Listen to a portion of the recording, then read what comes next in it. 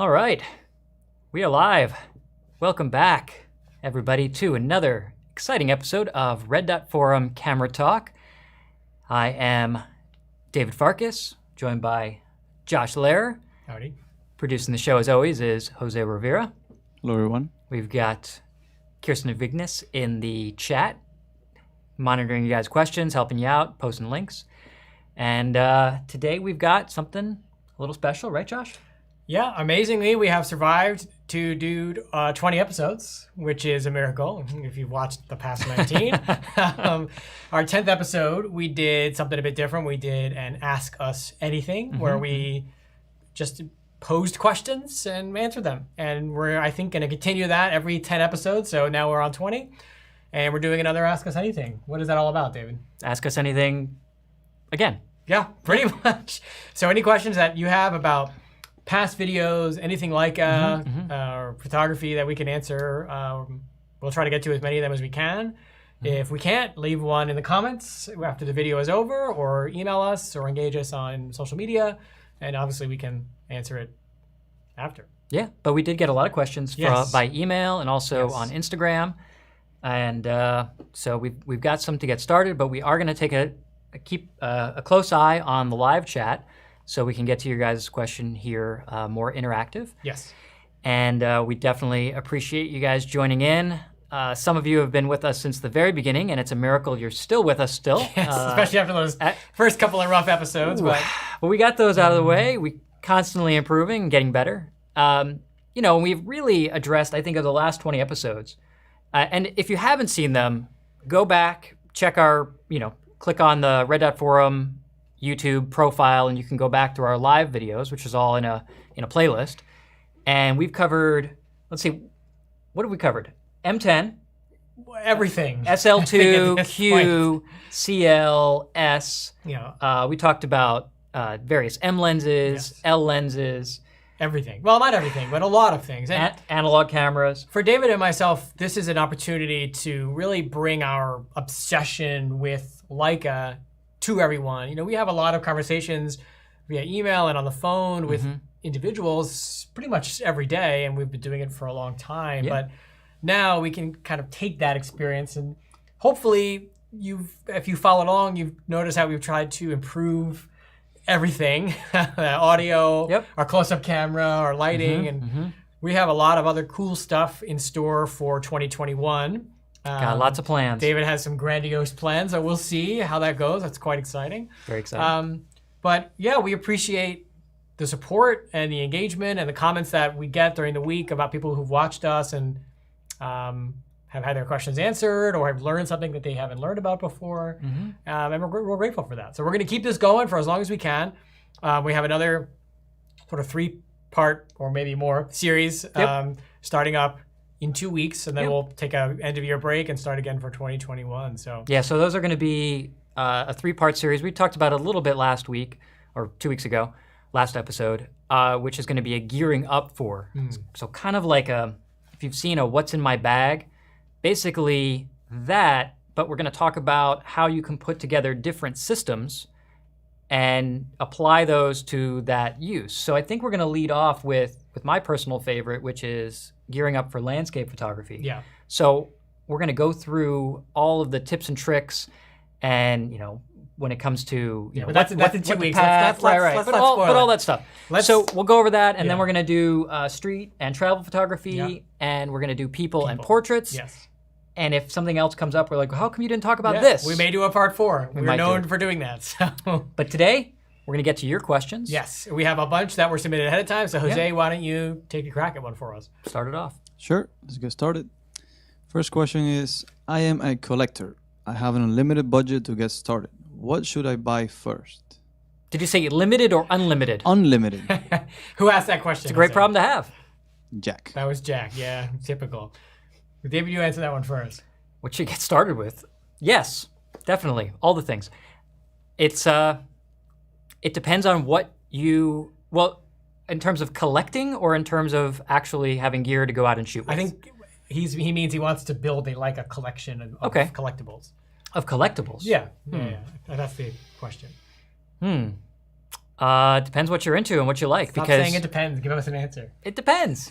Well, here's what I would do. Well, I would buy an original black paint MP okay. with provenance. I wouldn't just buy any of them. I would buy the most well-provenance, famous photographer used MP.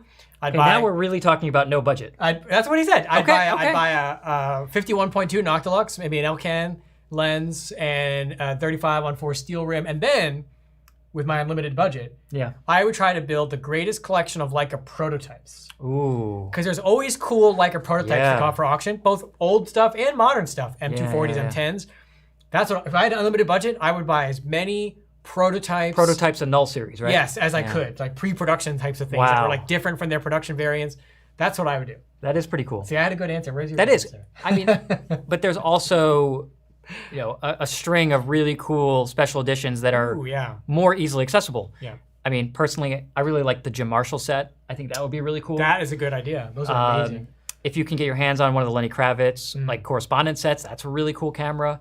It's very unique, very limited. White edition cameras are always really neat. Yeah. We like There's those. 3 of them. You can buy all 3.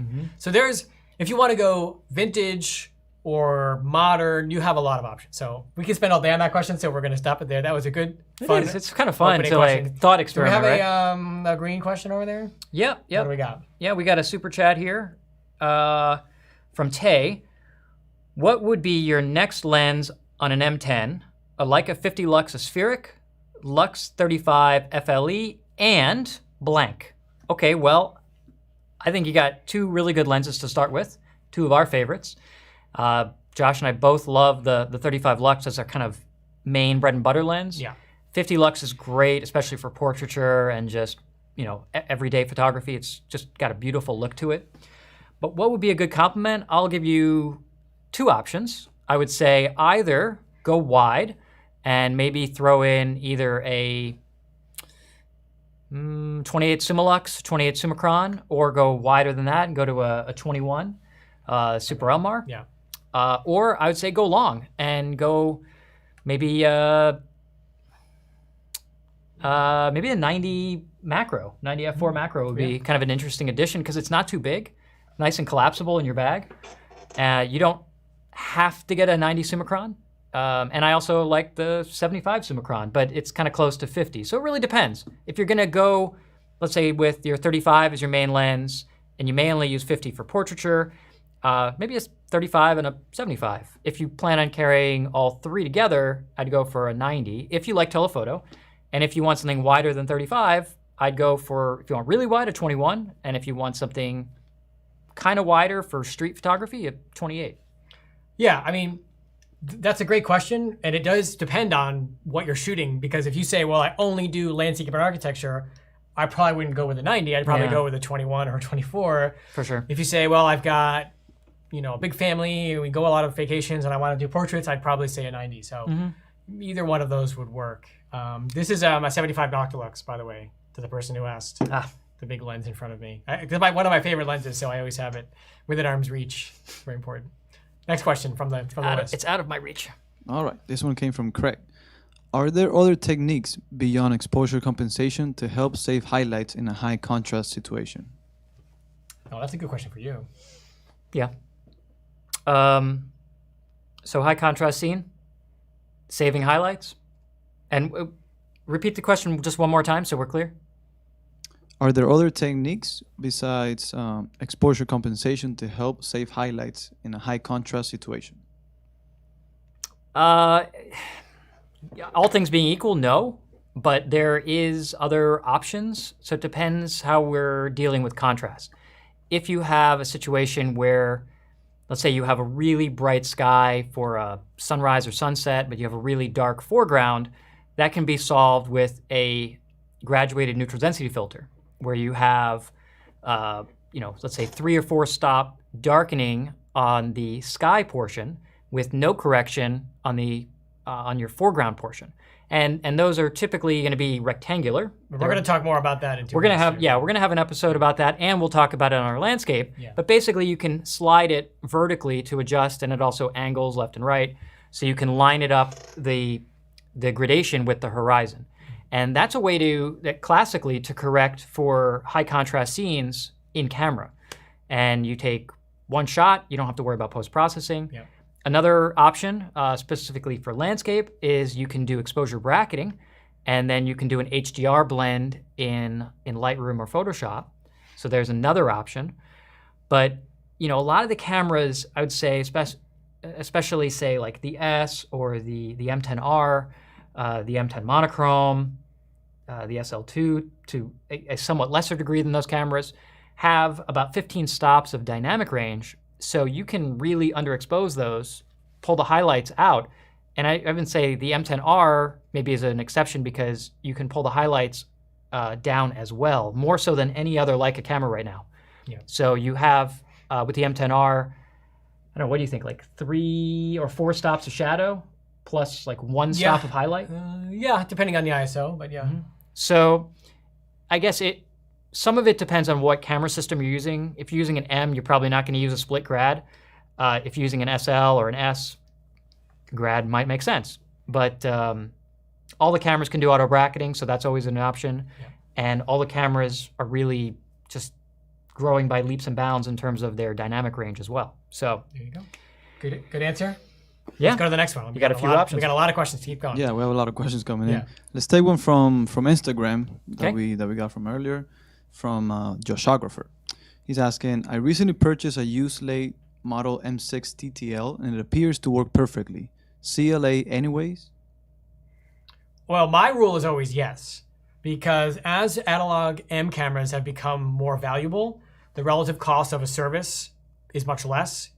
So to me, to have YYE or DAG, I wouldn't send it to Leica because they'll charge you $1,000 probably. But to have YYE or DAG, give it a full overhaul, is worth it if you're going to use it. If you're just going to let it kind of hang out and it's more just something fun to own, no, probably not.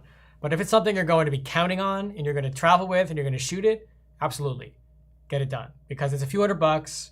The camera, they're going to go top to bottom, and that way you don't have to worry, like, is some gear lubrication about to fail or whatever. So to me, unequivocally, yes, every analog camera that comes through our shop, regardless of how nice it looks, unless it's something super rare that we don't want to tinker with, is given a CLA, either by YYE or DAG, without exception. Next question. better safe than sorry. That's Yes, your approach. Yes. That's next. All right. Looks like we got a couple super chats as well. All right, David, fire off. You want me to read one? I'll ask that one. Yeah, this is it. We'll do that one. Dan, you could just text me that, What's the relationship with CW Sonder Optic? Will Leica build a cinema body to compete with other manufacturer-focused video cameras? That is a good question. So, it's a little complicated. CW Sonder Optic has actually renamed to Lights or Ernst Lights Cine. So that's their new corporate name. The CW, I think, stood for Cine Wetzlar. Cine Wetzlar. Yeah. So it was Cine Wetzlar Sonder Optic. The relationship is that Lights Cine is owned wholly by Dr. Kaufman, Dr. Anders Kaufman, his holding company ACM. ACM also owns the majority share of Leica Camera AG. So they are sister companies with the same owner, but they're not the same company. They have the same owner. Basically, they are also on the same campus. We actually took a tour, and it was pretty fascinating. Yeah. And they share some knowledge base. You know, there's certainly a very friendly, collaborative relationship between the camera division and the Cine division. They make some of the absolute best Cine lenses in the world now, and I don't know, 5, 6, 7 years ago, they weren't even around. Basically, from go, they were able to acquire like 30% market share in the Cine world, which is insane. Because don't forget the second part of his question. Right. Before you go off. Okay. So they're really amazing lenses. Yes. But if you think that a 75 Noctilux is expensive, you should check out the Cine lenses because they are orders of magnitude more expensive per lens. Yes. You're talking about second part of his question. mid 6 figures for a set of lenses. Okay. Will Leica build a Cine camera to compete with other manufacturer video focused cameras? Maybe. So the SL2. Do you know something I don't know? No, the SL. It depends what we're qualifying as video. Yeah. Will Leica build a competitor to an Arri Alexa? That's what I think Danny shoot with an Arri. So Yeah, I mean, some kind of high-end thing. if you're talking about an Arri Alexa that's a $60,000 camera, probably not. No. But I wouldn't say never. Yeah. The SL2, if you want, just to be clear, David is not being coy. We don't. Actually No, we know, don't but, actually know. We're just speculating. we're speculating Yeah. based on, Yeah. when we toured the Light Cine Yeah. facility, we didn't see any camera bodies being made. It was all, That's all true. It's lenses. all lenses. Yeah. But the SL2 is actually what we're using to film this live stream. Yeah. And it is a phenomenally good camera with excellent performance, great 4K recording, Yeah. and a lot of video-focused features, which I'm hoping Leica continues to improve via firmware. So that is, for us, a good possibility. It also will take PL mount lenses with an adapter. Yeah. So it's very adaptable. Let's very just easy say to this: use. compared to where they were 5 years ago, Leica's Cine platform or existence has dramatically expanded. Yeah, I mean, right. If we look at the SL2, it compares very favorably to, say, like the Panasonic S1R or the S1H, kind of a, somewhere in the middle of those. Yeah. Now, before we're gonna, I think that's a good question. Before we get to other questions, there's something that I say often on these episodes, and I'm gonna say right now. David and I are not, after we just did, or we shouldn't, we're not going to comment on or speculate on will Leica release, should Leica release. We love that kind of stuff, and we salivate over the rumors and the new stuff, but we operate in the here and now. in the world of reality, We are focused on what we have in front of us, and I love the speculation. I love that there should be this. I love that. So keep it coming, and engage everyone. But we're not going to address what Leica may do. We don't know. We don't work for Leica. We're not affiliated with them directly. We can't speak on their behalf. So I definitely would encourage everyone to dream and to aspire and be curious about what's next. I keep dreaming. Because, of course, Leica listens to its customers, especially if you Very much participate so. on the Leica user forum. If you go to LHSA events where people from Leica are there, you have Which the just opportunity. was today. You have the opportunity to engage with them. So just to be clear, David and I are not going to address any questions, at least tonight, about what's coming, what may be coming, what should be coming. Not because they're not good questions, we love them, but that just gets us down a rabbit hole that is not efficient for our limited time slot. So We could talk about it. all day long. Yeah. I want if you want to this, come I visit want us that. one day in the store, and we can talk about it all day. It's totally fine. We can. But All right. let's I'm get going to to the ask you next this. I'm going to ask you a question here. Another super chat from Yes. Vladislav. yes. Vladislav asks, I have my new M10R rangefinder, which is great. Nice. Congratulations. Congrats. With a new Summilux 50mm aspheric front focusing. Is this a common issue?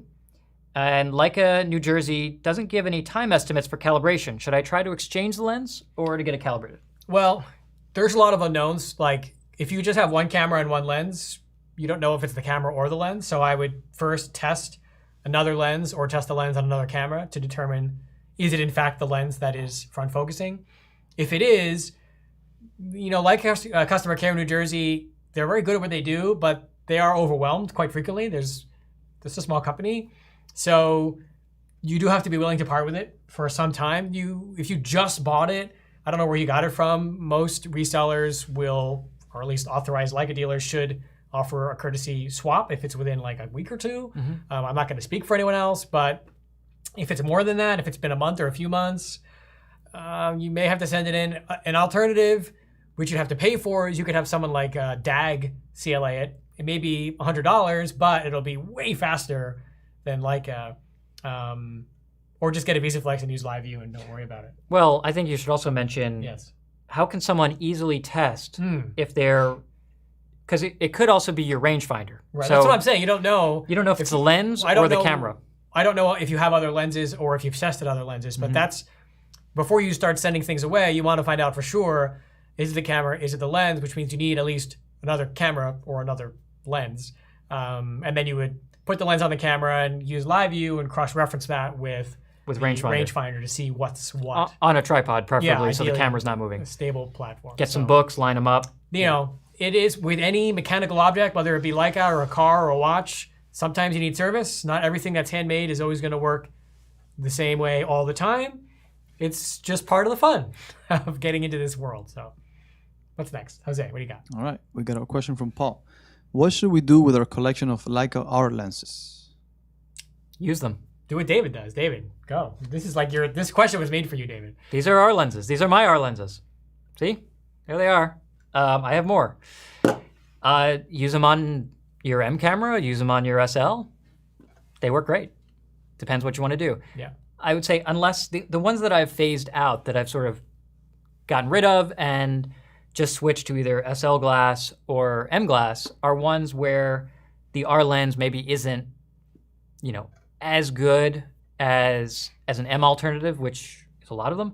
So for instance, I had a 35f2 Summicron R, which why would I need to use that when I have a much smaller, much higher quality 35 Summilux FLE for my M system? Yeah.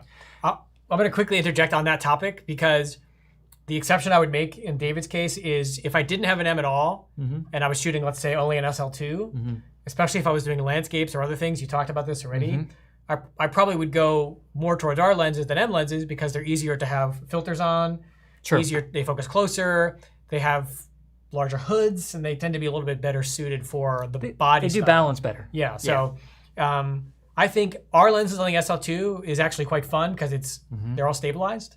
They are. And the viewfinder is so high res that you can easily precise focus. So They're great for video too. Yeah, a lot of people do prefer the R lenses for video applications because of how smooth the focus is. Rather than an M lens focus throw is pretty short on average. R lens focus throw, let me use an average R lens. Our average R lens focus throw, hey, look at that. Where's our close up? There it is. There it is. It's very smooth. And this lens is, how old do you think this is? 30 or 40 years old? 30 years old, yeah. 30 some odd years old, and it's just buttery smooth. So R lenses definitely have a place in my bag still. And just so you guys know, we're not going to do an episode on R lenses, so that's all you get. There it is. There's our episode of Red Dot Camera Talk on R lenses. It's right there. Because who knows in the future holds, but probably not. We don't know. That's a good question, and I think we answered it. So let's keep going. We got a lot of questions. All right. Question from Charles. If you wanted a lens for an SO2 with a range beyond the M135, but did not want the bulk of the 90 to 280, what will you use? An R lens that I happen to have not brought in here because we ran out of space on the table. You can use a 90 f2 with a 2x apo teleconverter, which is really cool. That's what I used to do with my R all the time. That gave me a 90 f2 and a 180 f4, and not much bigger than this. Just a little bit longer. I also have a 180 2.8 with apo, which is a phenomenal lens. Again, buttery smooth focus, really easy to use on an M camera or on an SL.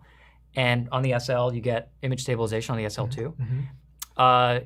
If you don't want to spend for the 2.8 apo, the 3.4 apo is really good, and it's about half the price if you can find one used. You could also go with the 80-200 f4. Oh, that's a great lens. Lightweight, zoom, small, and the very ROM, high quality. A ROM copy will transmit the data of the lens to the camera. So within, that actually fits well with the question about our lenses, because that's where our lenses are most viable if you want to stay in the Leica ecosystem and have tele lenses for the SL2 that aren't the 90-280, which is a great lens, but it is 4 pounds, so and about that big. It's big. So good question. Next. Lift weights. Next. All right. Let me see here. Well, since we talked about 90-280, what do you think of the Leica for the 90-280 autofocus speed? Is it good enough for birds in flight for the SO2? I haven't shot much birds with it. I've shot cars driving with it with pretty good results. Kirsten, if you're listening, you should answer this. I don't know if Kirsten has tried it. She doesn't have Kirsten one. uses 90-280, yeah. Does She's she? actually used it on the CL. Oh. To do bird photography with it because it gets her 420. There we go. And generally, yes. I have actually shot some somewhat stationary birds with the 90-280 and it worked great. I don't think it's up to the speed of like some of the other high-end Like pro bodies that have been out sports there, cameras. which is fine. That's not what it's made for yet. But I think if I compare how the 90-280 worked on the SL601 firmware 1.0 to how it works on the SL2 firmware 2.0, big difference. it's a huge difference. So I like the direction they're going, and it keeps getting faster. Yeah, I'd say probably it would work. Yeah. I think if you're already experienced doing it, it'll be easier. If you gave it to me, who never shot birds on a 90 with 90-80 before, I may be struggling a little bit. But yeah, you could do it. Next. And the actual focus, I should say, the actual focus speed from infinity to close focus or vice versa is 20 milliseconds. Yeah. So the motor is definitely fast enough. I think a lot depends on what autofocus mode you put it on in terms of tracking or zone focus. I think if your point is too small and you go past the bird or whatever, then that's where the problem is. Yeah. So I think there would definitely be some experimentation involved with trying to figure out which focus mode worked well for you, which goes to Josh's point. If you have experience doing this with other cameras, you probably already know the answer to that. Yeah. Okay, next. All right, another R lens question. What is an R lens that still doesn't have an equivalent in M or SL lenses? Oh, there's a ton. Yeah. More than we could talk about here. I mean, 28 PC, perspective control, 16 fisheye, 70 to 180, 2.8, 80 to 200. 400, 2.8. Yeah, all the big The ones. modular apo system, 100 macro. There's a lot. 60 macro? There's a lot. There's 60 macro. There's tons. More than I could get into now, but yeah. For not doing an episode on R lenses, a lot of R lens questions. Well, that's why we're answering them now, because we're not going to do an episode on, well, we may have to one day. No. Next. All right, let's go to that super chat from Greg. All right. Do you know if there is any possibility that strobe companies such as Profoto and Leica will work together so Leica using studio lights can have high-speed sync? Here's what everybody needs to do. If you go to Leica Camera's website, they have a contact us page. And this is I'm serious about this. We are all for it. We have expanded, or Leica has expanded their customer base dramatically with the SL2 into the pro market more than ever. You guys need Profoto support. Go to Leica's website, contact their info at Leica, whatever their main email address is, and tell them, I have an SL2, I have an SL, I want support with Profoto. If they don't know that people want it, they will not know to push that relationship with Profoto to try to. I don't know who it's on. I don't know if it's on Profoto. I don't know if it's on Leica. This is like all corporate internal stuff. But if you want that functionality, you have to say something. Maybe social media. I don't know. Somehow engage Leica in a logical way and say, I'm using this. Here's what I need. Here's what I'm trying to do. Here's why I can't do it. And the more feedback that Leica gets, the more likely they are to say, wait, people actually want this functionality. And they'll try to implement it. That's all I can say. Good question, though. All right. Go and do it. Please, for everyone's sake. Next question from Kenny. Best version of the 50mm Summicron for a film body? Well, we did a whole episode on 50 millimeters, so... And film bodies. I can't answer that question because there is no... Okay, the Apple Summicron is the best Summicron. For film? Sure, it's better on everything.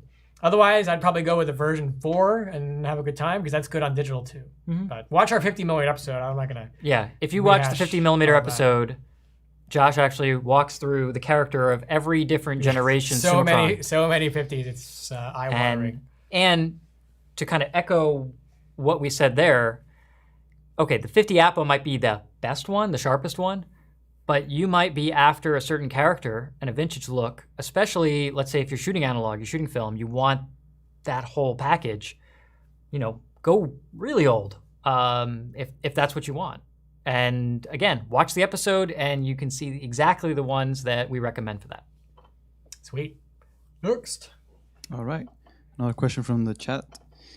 Besides size and price, are there any reasons why you would choose to use any of the pre-aspherical M lenses over their modern equivalents? Same reason I just said. Yeah. Different look, different feel. Maybe you're after a more vintage look, a glowier look for highlights, softer contrast. I mean, really, the most dramatic difference, aside from sharpness, is the bokeh, the way the out-of-focus areas are rendered. Between even just the 6 versions, really the 5.5 versions of the 35 Summicron, it's dramatically different. So I wouldn't probably have a vintage lens as my only lens in that focal length. So let's say I liked 50 a lot and I had an Apo or a 1.4 or spheric. That's when you can get something vintage to augment it. But I probably wouldn't have a vintage lens as my only lens. I know everyone's budget's going to be different, but I'd still probably try to find a modern Summerit, which are relatively affordable compared to some of the other optics before I went to vintage. Because basically, it's just another paintbrush, right? It's another tool that you have at your disposal to make particular images. and give you some variety in what you're shooting. These are good questions. They are. We got to go faster because we are getting too many Yeah, good we ones. have a lot of All right, questions. Jose, you ready for another one? Yeah, Okay. we have a lot. So, from Mark, how do you describe lens fall off, and which lens has the best lens fall off? Well, there's two kinds of fall off. I'll pose that and then I'll let David answer and I'll answer. You have focus fall off, both this way, depth wise, and this way, laterally. Then you have light fall off, which is vignetting. I don't know how to describe which one would be the best. Best is tough. That is a tough. Just what you. Are we talking about smoothest, most?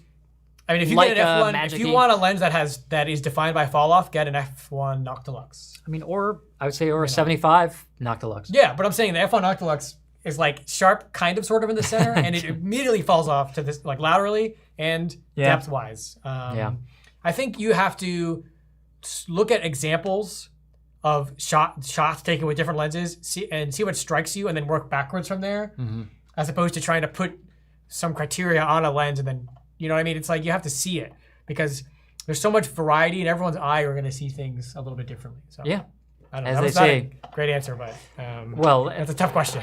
Yeah, there's no best. Yeah, certainly, I don't think that I could name a best one, or Josh can name best. We can say what has the shallowest depth of field, which I think is either the 75 Noctilux or the 90 Simulux. Jeff Denham, I can't see from here. Denham, Leica Q2 is going to be in stock someplace in Miami on Monday. I'm getting a couple. This way I don't have to market. I don't have to do any work now. Everyone's just going to buy them. No, but we are getting a few on Monday for a new Q2. So let me know if you need one. Josh is actually answering a question. Yes. Why is it still so hard to get a hold of Q2? I know. I'm not just being a sales guy. I mean, no, you just pointed at it and just said an answer. I can answer that. Because now, why were they hard to get for so long? Because they're awesome. No idea. But they're so good. They're really, really, really good. And they've been out for a year and a half, and they're still hard to get, which is kind of amazing. Okay. All right. Next. No question. How is the 16, 18, 21 millimeter lens on the SL? It's very compact. It's funny. We were just talking about this. Yeah. For our landscape episode. Yeah. That could be an option for people who don't want to take the 16 to 35 zoom. Not as good as the 16 to 35 zoom. No. But what is? Nothing. Right. There's not a lot of character to that lens. It's just very boring. I don't know a better way to answer that. Doesn't have a lot of pop, doesn't have a lot of micro contrast. It's very small, it's pretty sharp. Quarters at 16, a little, but but F8. You get one pre-owned, you do well. Stop down, you'll do well. But the 1635 SL, which I realize is like 10 times bigger, if you can see some of David's images, do you have any on your? I have some on the computer. No, on Red.Forum, probably not. Yeah. Oh, maybe. Well, email David and ask him for 1635 pictures. No, I mean, we're not going to pull any up right now because we have too many questions to answer. So, David, that's why I did this ahead of time today. I know, but let's see. We have too many questions, so let's keep going. Answer the other question. What's the next question, Jose? And I'll bring this up. Okay. From Suzanne, do you need an ND filter for shooting with the SO2 in bright light? SL2 has the functionality of an electronic shutter, which can shoot up to a 40,000th of a second.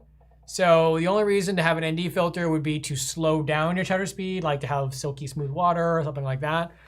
But otherwise, no. You can use that electronic shutter functionality to shoot at ridiculously fast speeds. So even at f.95, shooting a white, building in the broad sunlight, you can do it just fine. I've done it, so I know.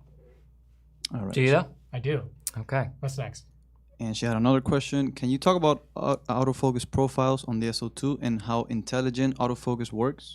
So intelligent autofocus is an option between single and continuous, and then there's intelligent. All it's doing is it detects if what's under the focus point begins to move, and it switches automatically from AF single to AF continuous. That's all it's doing. It's not tracking it or anything like that. It's simply a matter of, is it moving or not? Do I need AF single or AF continuous? The AF profiles I haven't played with as much as I should have yet. I would defer to John Kreidler for that. He's the Leica SL specialist. But what I can say is you can tweak them to taste. I have done some testing and haven't figured it out quite yet. I think what I'll probably eventually do is come up with some user profiles that we can put on Red.Forum for people to try. But essentially, if I grab an SL2 just to talk about it a little more concretely, hold on, please. Put a battery in here. Oh, here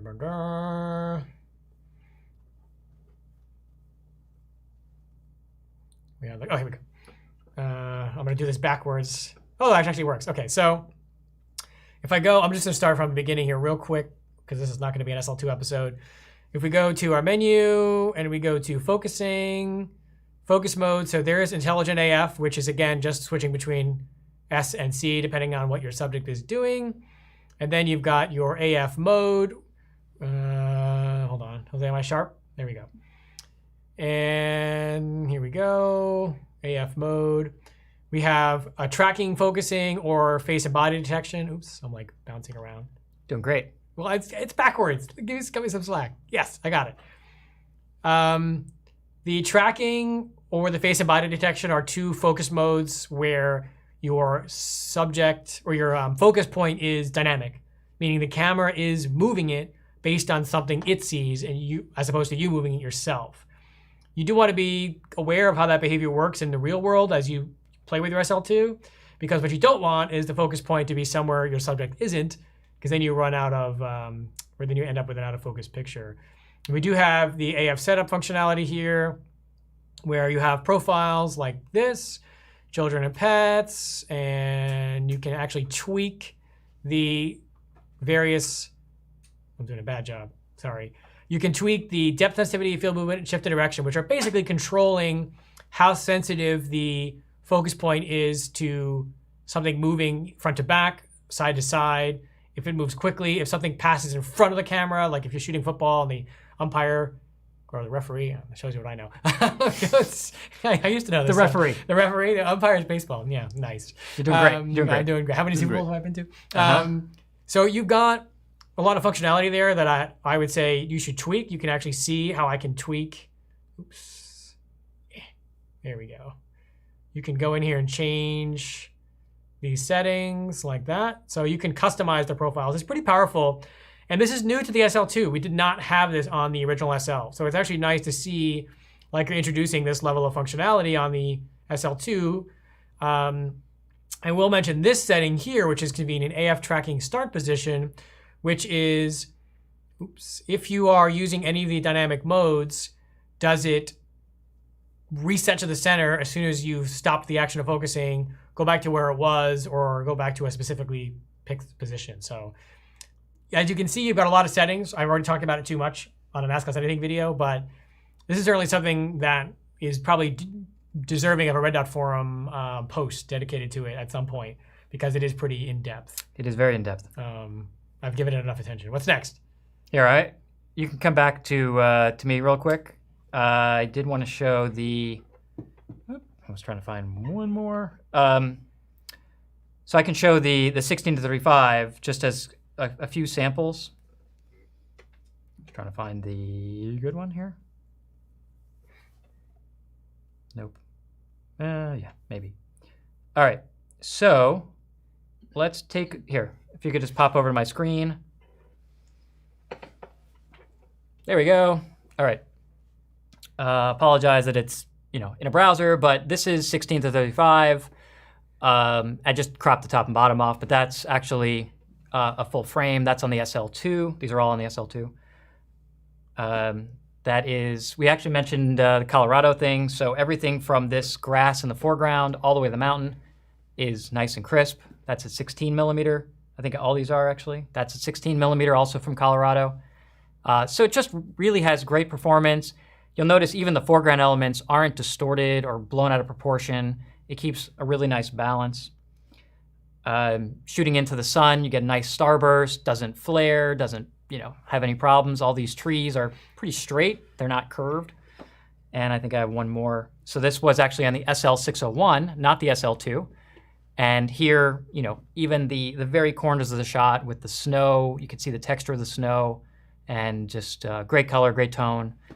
So goes to show, actually, the original SL, the 601, is also an incredible camera. Pretty darn good. So those are nice shots. Just wanted to pull up, I just kind of like randomly went through to pick out a few 16 and 35 shots.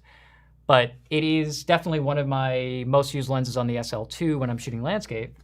And let's remember too, awesome. and we'll talk about this, or David will, in the landscape episode, You can't put a graduated ND filter on the wide angle trilemar. That Fresnel element is just too small. No. So if you're doing any kind of creative filtration, you're not going to get it done with the weight. It's going to have to be with the SL1635. So. Yeah, for sure. All right. Which, by the way, does not vignette even at 16 with a filter on it. It's amazing. Okay. All right. Question from Lewis. Just tuned in. Do you guys have any advice for dealing with condensation when traveling? I do. David does. I'll probably talk about it on the landscape episode. Yeah, well, I'm actually going to address that specifically on the landscape episode. So I guess this will have to be an incentive to stay tuned because we don't want to be too redundant. Do you have a quick answer? If there's such a thing for coming from you?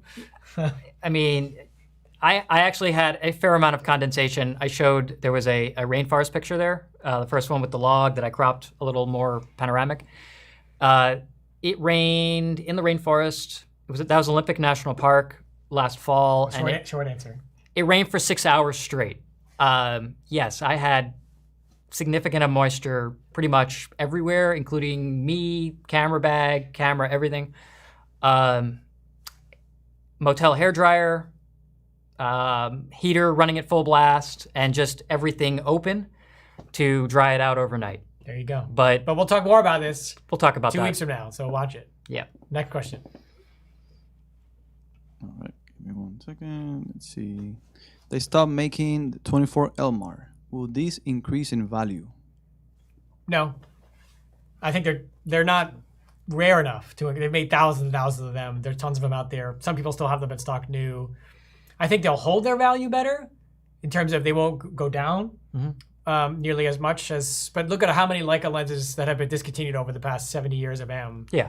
Most and you of them can still get them. Yeah, most of them haven't dramatically. I mean, they've slowly increased due to inflation and whatever, but. I mean, like you can still find a version 4 35 Summicron. Yeah, I mean, they've gone up, but not as much as you might expect. Yeah, so I don't think it's going to go up. I do think it will hold its value. But you shouldn't buy it for that reason. You should buy it because it's an awesome lens. Yeah, if it serves a purpose for you. So. By the way, you should let Leica know while you're there telling them how much you want ProPhoto integration on the SL2. Tell them also they need to bring back the 18 Super Elmar and the 24 Elmar. David said, don't do that. Next question, please. Question from James. Does the SL50mm 1.4 have a similar bokeh to the M Summilux 50mm? Kind of. It's smoother because it's a more modern lens, so they've gotten better at making sure that your transitions between edges are smoother as opposed to being more defined. I think it's a little more pleasing. It's more modern looking than the 51.4 spheric M lens. It's very creamy, but it's ridiculously crisp and sharp at the point of focus. It's considerably sharper all around, corners and center, than the 1.4 spheric. The 1.4 spheric M has been around for long enough to that. 2004. Yeah, that it's the 1.4 SL is considerably. It's also much larger, but we did talk about it in the last episode and showed that size comparison. But it's a sweet lens. Okay. Yeah. We did talk about it. We did. Watch it. I'm sure you already did. But next. Question from Richard. My M3 lacks a frame select lever. Why the difference? Will my camera automatically select the 50, 90, and 135mm frame lengths? Does this detract from its value? If I remember correctly, some of the early M3s didn't have the frame line preview lever, but it still brings them up automatically because the lenses are cammed physically and it clicks into place. Yeah, so no, I don't think it's going to affect anything. If it was on there and it fell off, yes. But if it was an M3 without a frame line preview lever on it, no. It's just an early one. I mean, I'd be curious to know what your SIL number is. Does it start with a 7 or an 8? Just say something in the chat if it is, because it's just nice to know. Okay, next question. All right.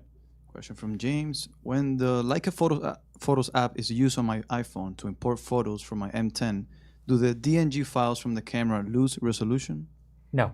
No, as long as you have the paid version of the Photos app, or if you were grandfathered in before they started charging. Original. Yeah, you can download original DNGs to an iOS device. David, you've done that, haven't you? Mm-hmm. To an iPad Pro. Just takes a long time. We've talked about doing that or editing them in the Lightroom mobile video. Yep. So, yes, you can do it, and no, there's no loss in quality. Mm-mm. It's a little slow, but it does work. All right. Question that came in through email. What is a good choice for someone with back pain who wants a system that covers reasonable wide angle and telephoto, say from 28mm to 150? This. Which is what? This is the Leica CL. Do you have an 18 over there? I do. Yeah. This is exactly what I'd recommend. It is actually what I use for personal vacation. And you can see here, it is nice and small and very light. Certainly, you know, this is not going to give you any back or neck pain. I would also recommend, as always, this is kind of a safety tip here. Oh, and you want to see wider angle lenses. This is an 18 millimeter, before I talk about that one tip. This is an 18 millimeter, which is equivalent, because this is an APS size sensor. Okay, get a close up on that, just so you can see. Right there. So there's the sensor. Okay, so it's not small, but it is not full frame. So an 18 is going to have a 1.5x crop, which makes an 18 a 28 equivalent, which is a really nice and handy lens. If you're looking for something that's going to be really wide, ultra wide angle, this is the 11 to 23. It's very light. This lens is a fraction of the weight of an SL lens, and it covers basically the equivalent of 16 to 35 millimeter. And then on the telephoto side, I don't think we brought one. No, I don't have it here, but the 55 to 135. 55 to 135 is a little narrower and a little longer. Not that heavy also. So this is a great not kill your neck, kill your back, kill your shoulder kit. It's great if you just want to go hiking around and have something lightweight. I mean, you could have a wrist strap on this camera with the 18 on there, and if you have a coat, like a jacket, this will fit in a jacket pocket. Just slide it right in. We have a whole episode about the CL and APS system, and we also covered the L-mount lenses in our last episode. So yeah, worth a watch if you're thinking about going for the CL. Yeah, I am going to give a tip though. To save your neck, I learned this a long time ago. I no longer put camera straps around my neck. I always put them either across my body, right, hanging from one shoulder across body, or just hanging on one shoulder down to my hip. Because it's a lot better for you not having that pulling your neck forward, because that can be a pain in the neck. All right, next question. Okay, from Ron in the chat. When I download images in Lightroom to my hard drive, I get the DNG and JPEG files.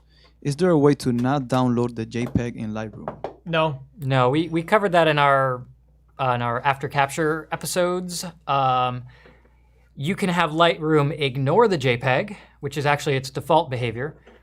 It'll just import the DNGs, but it will copy those files over. So if you don't want to copy the JPEGs also, you can copy them first to your hard drive from your external media. Like using Explorer or Finder. Yep, so if you go into either Mac OS Finder or Windows Explorer, what you can do is you can sort by type in a list view, and it'll have all the DNGs and then all the JPEGs, because they're alphabetical. And you can just select all of the DNGs and then copy those over to your destination where you want them. Then when you go into Lightroom, instead of copying them from your memory card, you can just add them. So at the top in the import dialog, it will say add, and it will just reference those DNGs and import them into the database without moving them. Yeah. And then you won't end up with the JPEGs. More work, but that's the workaround for doing that, because Lightroom will do it. My suggestion is import them both and have tons of hard drive space. Yeah. Or what I do is just, shoot DNG only. Yeah. Unless you really need JPEG for some other reason. It's just extra space. Yeah. What's next, Jose? All right. Let me see. Is the Summerit 75 2.5 a good buy? What do you think of the quality from it? Well, everyone knows, if you know me or if you watched any episode, you know I love the Summerit lenses. They are small, light, crazy sharp, good on digital, affordable. Mm-hmm. So the 2.5 or the 2.4, either one are great. The 2.5 is the first version. It's still excellent. Just doesn't focus as close. Yeah, but it's so good. It's okay. It's not as crazy magical as the 75 Apple Summicron, but it's actually pretty nice, and it's really, really sharp. So I would not hesitate for a second to have a kit of Summerits, 3550, 7590. I love the 90 Summerit myself. Yeah, they're amazing. If you could find one, because they're getting harder and harder to find. So what you should do when you request the Profoto and the 18 and the 24, also ask Leica to bring back the Summerits, because they are great lenses. Wait, since it's almost 9, I want to take a break from questions and talk about one cool, two two cool, like It's become kind of a theme on these episodes now that I geek out about like super specific accessories and parts.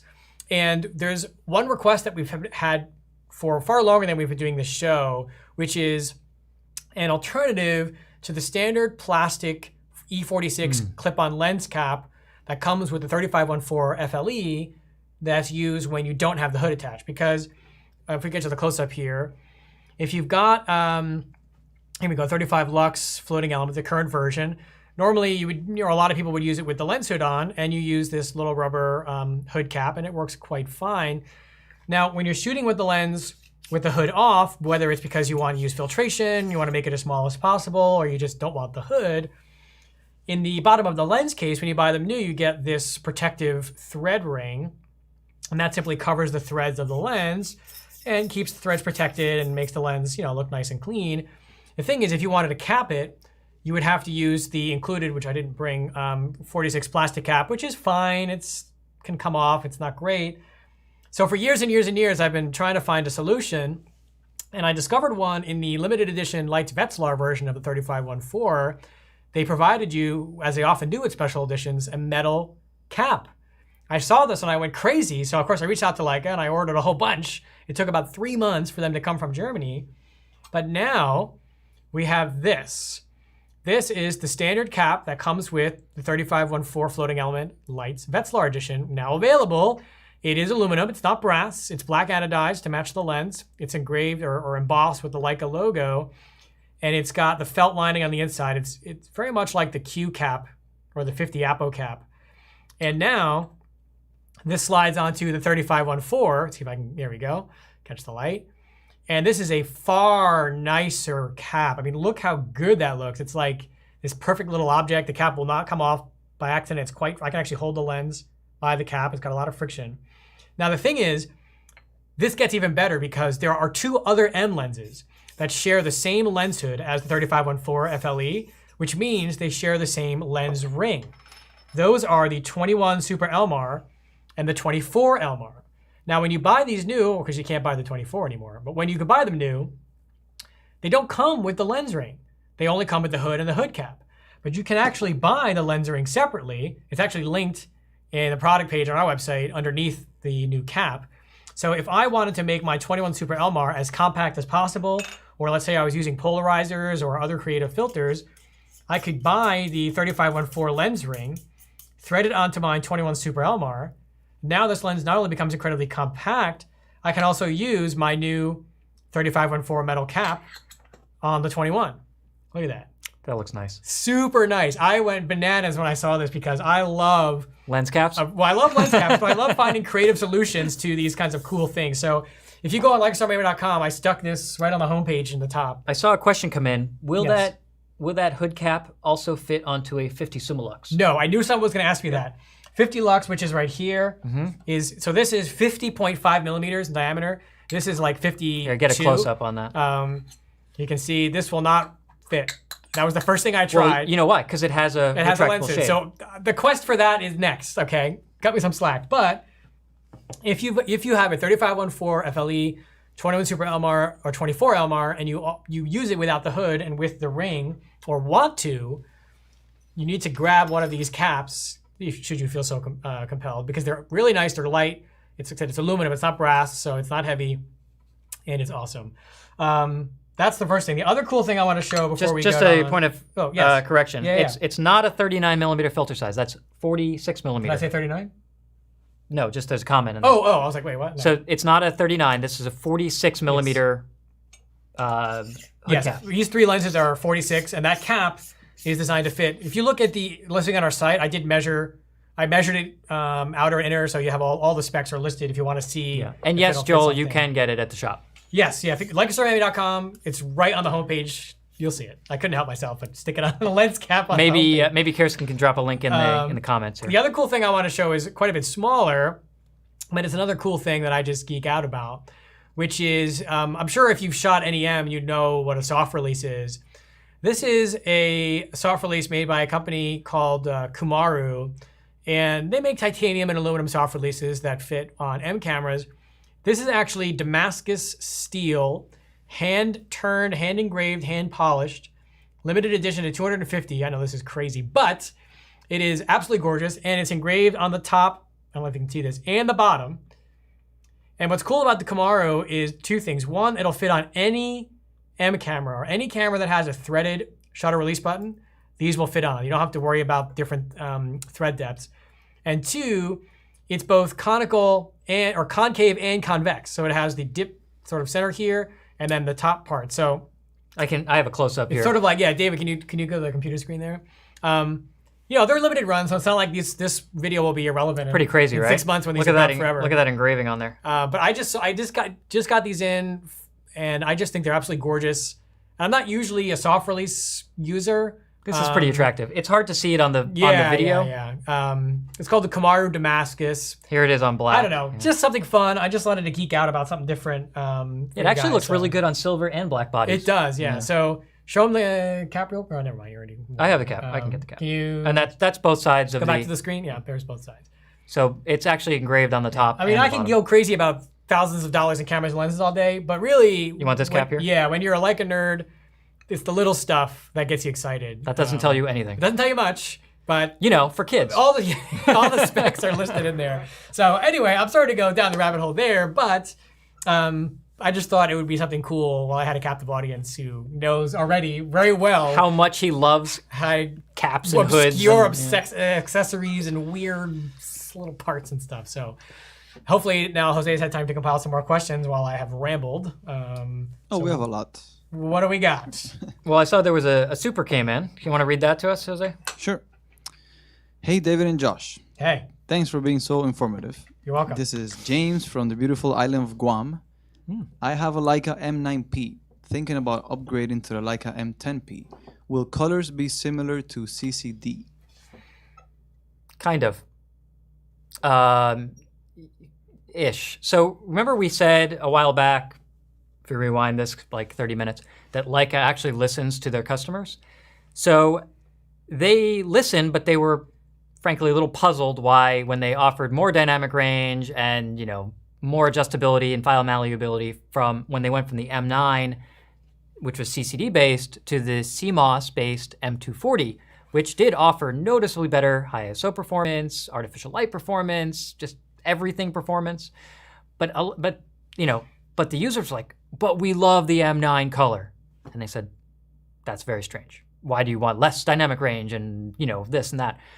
But they heard you, and basically they weren't able to do it for the 240, but when they developed the M10, they very acutely understood that people really liked that M9 look. So what they did is they took a balance of the increased dynamic range and file malleability of the 240, went a little further than that in terms of high ISO performance and dynamic range, but then also kind of incorporated these, you know, this really rich color palette that was more similar to the M9.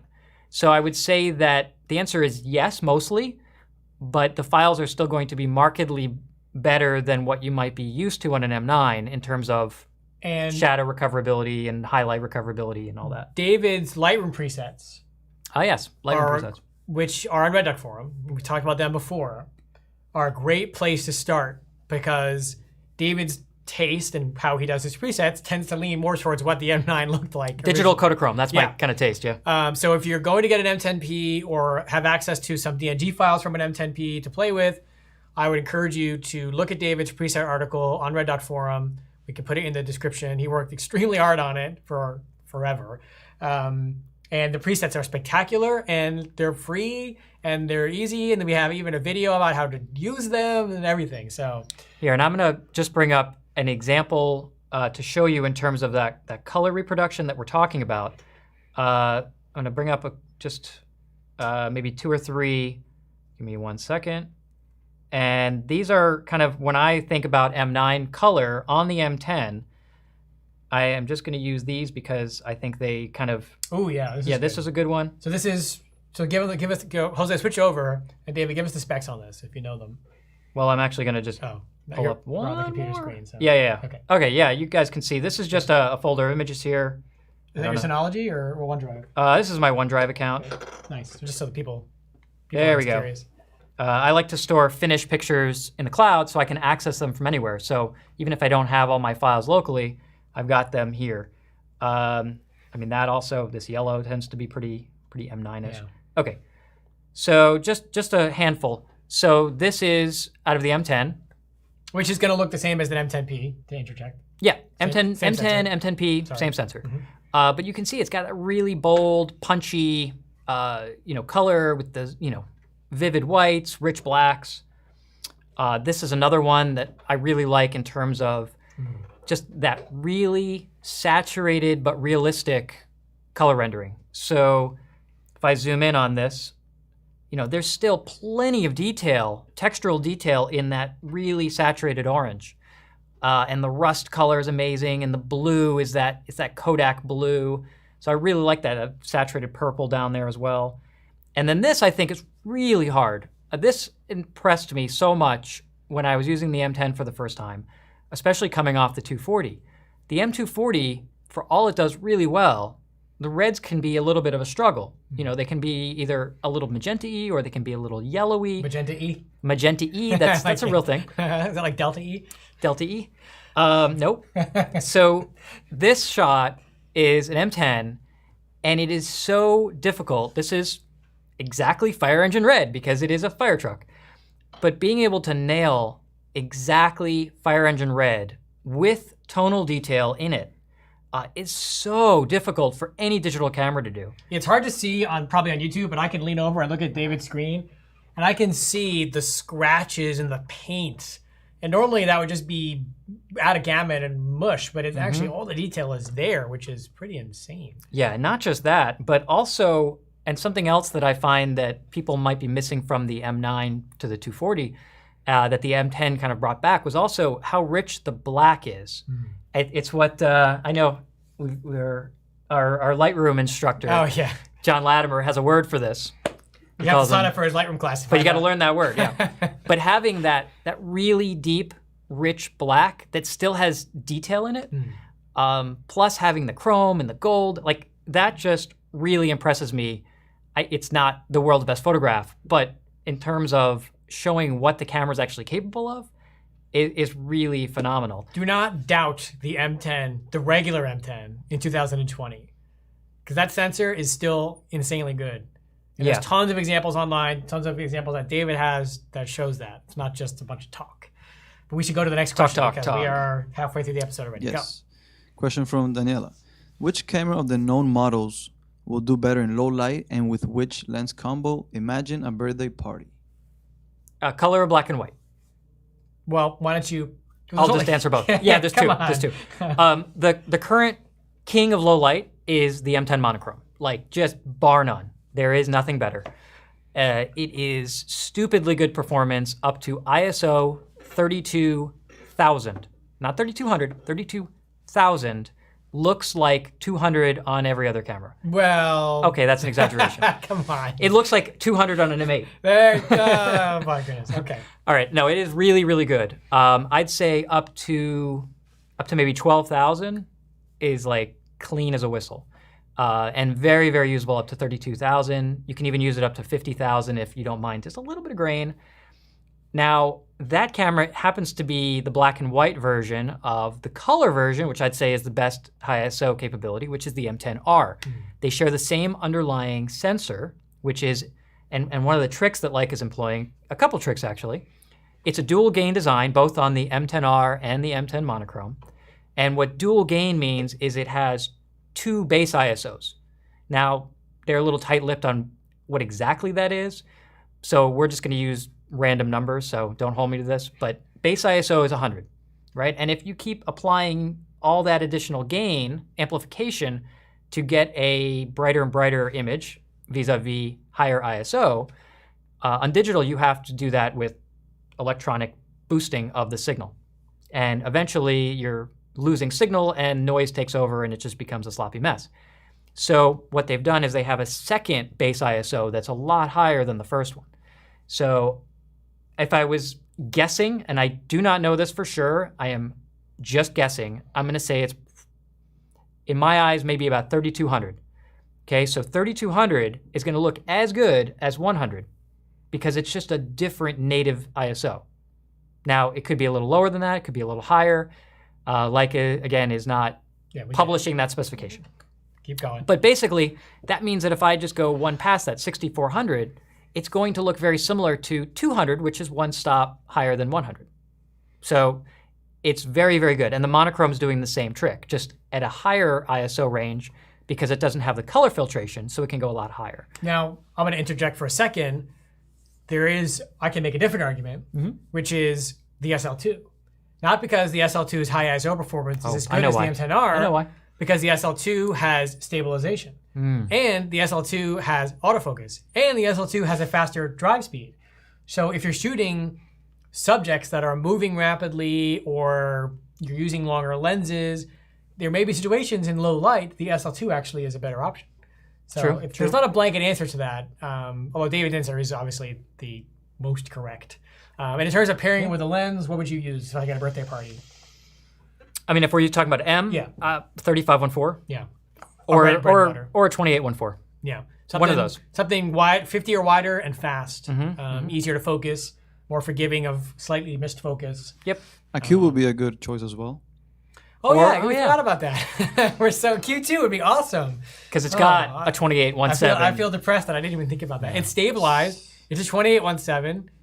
Yeah. And it's lighter. I take it all back. And it's autofocus. Get a Q2. So the Q2 is the M size. Yes. But I will say the M10R still will outperform the Q2 when it comes to high ISO. By like 2 stops at least. I mean, it's significant. Insane. Next. All right. Question from Larry. Which will be better for macro, bugs and flowers, a Q2 or a 60mm macro TL on my SL2? The second. Easy. 60mm macro TL. Yeah. Like not even close. Reproduction ratio, less depth of field, more pleasing, flatter field, sharper. Not even close. At this distance, yeah. Q2 macro is really cool. Yeah. Really increases the flexibility of the camera. Yeah. But it's not going to give you one-to-one. The 60 macro TL on the SL2, I use that combination all the time. I talked about this 2 weeks ago. It is an amazing combination. I mean, I use it almost every day. Sitting on in fact, it's literally right here. I took this off my desk. I just grabbed it off my desk, and I brought it here. Which is the SL2 and the 60 macro. So do not underestimate this combination. I am going to... What do we got? Okay. Give me 1 sec. Okay. I've got the Q2 sample up. I'm just going to get a CL sample up just so you can see them side by side here real quick. This will be the 60 on the CL, but same kind of idea. If you do have a Q2 already and are doing a lot of macro, I would check out the L Pro 52, which gets you even closer. Still not going to be as good as the 60, but if you've already got it, it just enhances the Q2's macro capabilities, still using like optics. How are we doing over there? Oh, actually, I have it specifically on the TL2. That'll actually be better. This is like sitting to the old family slideshows here. Yeah. Give me a sec. You can tell we were not prepared for this, which is actually kind of a true ask us anything situation because we don't know necessarily what's coming in, except for the questions that we get ahead of time, which you should definitely keep doing because we can actually make sure our answers are correct. Okay, well, let's ask another question. Sorry, this is the only problem with the cloud is it's Jose, come up with a here we go. They came up now. Yes. No, one more. Are we doing a question or not? Quick one. Give me a quick one. Just give Josh a quick one while I find this shot. Yeah, this is semi-quick. Thoughts on the 28mm Suma run, 5.6? Cute, fun. I have one right here. Very compact, for sure. You get it because it's really, really small. It's got a really wild bokeh. It's an old lens. It's this 80-year-old lens that they just repurposed into a new barrel. Well priced for a new M lens. And just fun. I mean, I wouldn't use it as my main 28, although it's actually pretty sharp in the center. It's a little fiddly if you have fat fingers like I do because the aperture and focus rings are so close to each other. But from a size perspective, it's hard to beat.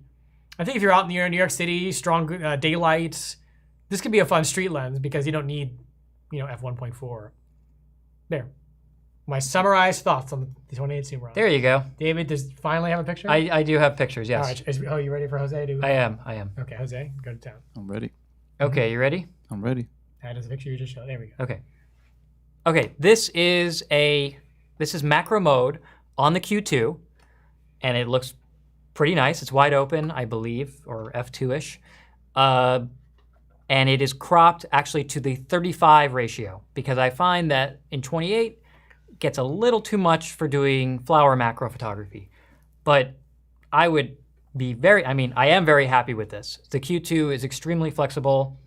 I'm going to zoom in. There's actually a fly there, which is just slightly out of focus because it is in macro range.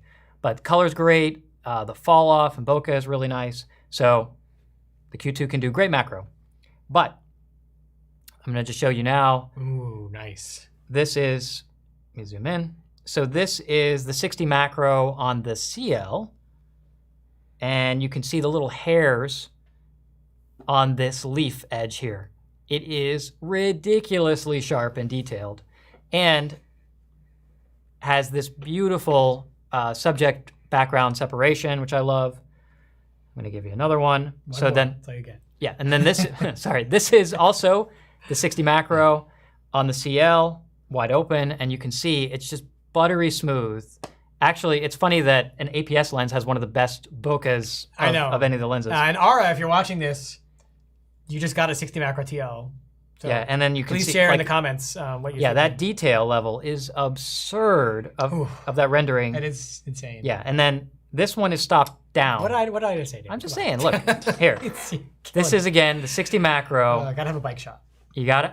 I do love bikes. David loves his bike photos. But yeah, you can see the detail there is insane. It's ridiculous. Let's get a couple of speed round questions in, Jose. Let's fire off some answers real quick. What do you got? Quick ones? Yeah, there's such a thing with the two of us. Yeah. Let's see. Why is lens contrast important? Could I not adjust the contrast during processing? Is it different, and how?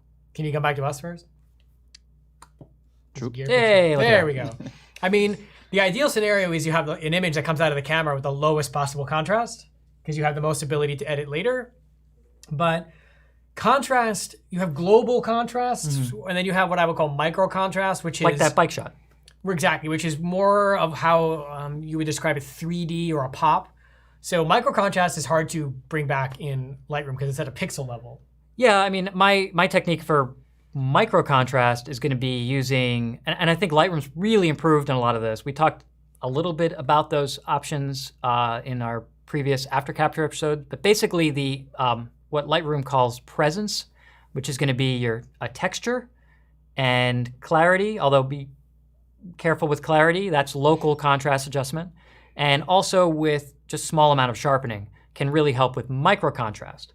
But there is no substitute for micro contrast in your optics, which I think is a big difference, just to kind of really loop back to an earlier conversation, between the modern glass, like the 60 Apo TL, and version 250 Summicron. Yeah, I mean, huge difference, yeah. Macro contrast is less, and micro contrast is less, and sharpness is less. Yes. But sometimes you want less contrast. Next question. All right. This one also came from Instagram. I'm a Leica shooter, but I would love to hear both of your thoughts on why Leica in 2020. Why not? That was my answer. You stole my answer. You stole my answer. I mean, there's, I think, always a place in the world for quality. There's always going to be a hierarchy of anything. Shirts, pens, shoes, whatever, cameras. And just because you have a top and a bottom doesn't mean the mid-range isn't good. But for me, as an aspirational tool, but also as a functional tool, Leica has been one of the most fun photography experiences that I've had, coming from not shooting Leica for most of my life and then starting, Same. 10 and a half, 11 years ago with this job. So I think it makes you think more about the photographs you're making in general, especially rangefinder shooting.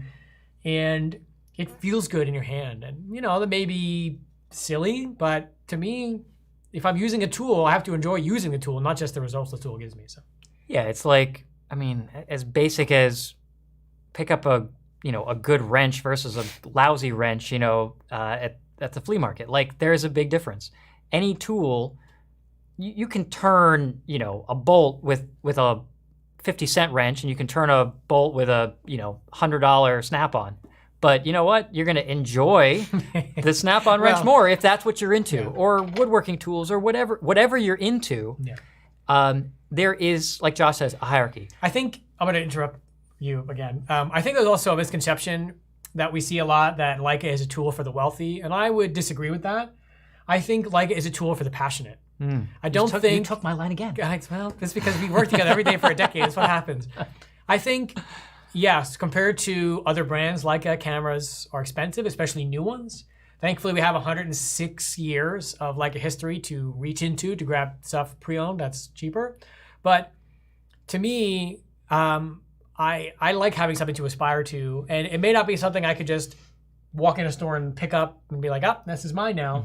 But I can save, I can sacrifice another, or whatever it may be, whatever you're passionate about, you find a way to make it work, and you find a way to aspire to it. And then when you get that object is more than just the object itself. It's the sum of all you did to get to that point. And to me, that sort of potential energy in something has a lot of meaning, especially if it's something I'm going to keep for years. We're getting really abstract now, but you asked. So. Right, and I'll give a more concrete answer, which is unusual because usually I'm the one who's like role reversal here. As far as being relevant in 2020, I think what Leica has done is that is very relevant is they've had this rallying cry ever since, this guiding principle since 2012, at least publicly, internally longer than that. Das Wesentliche, which translates to the essentials. And I'm sure the German watchers are gonna be like, you just butchered that again. They will, but that's fine. Listen, I'm doing my best, all right? Yes, he is. But the essentials, and why just that one word, or two words, the essentials? What it means, and if you talk to the engineers at Leica, you talk to the product managers, which we've done over a long, 15 years, it always comes back to the same thing. We just focus on the essentials. We strip away everything that's extraneous, that is distracting from the picture making process, and we focus on, like, you take an M, ISO, aperture, shutter speed rather, exposure compensation on the back dial, and shutter release. They've actually gone down with every generation to less. Here, Jose's got a close up for me. They've gone down in every generation to less and less buttons. I know. Yeah, I saw that. Sorry, guys. 3 buttons on the back. Only exposure elements on the top. It's very, very simple, but it's deceptively simple.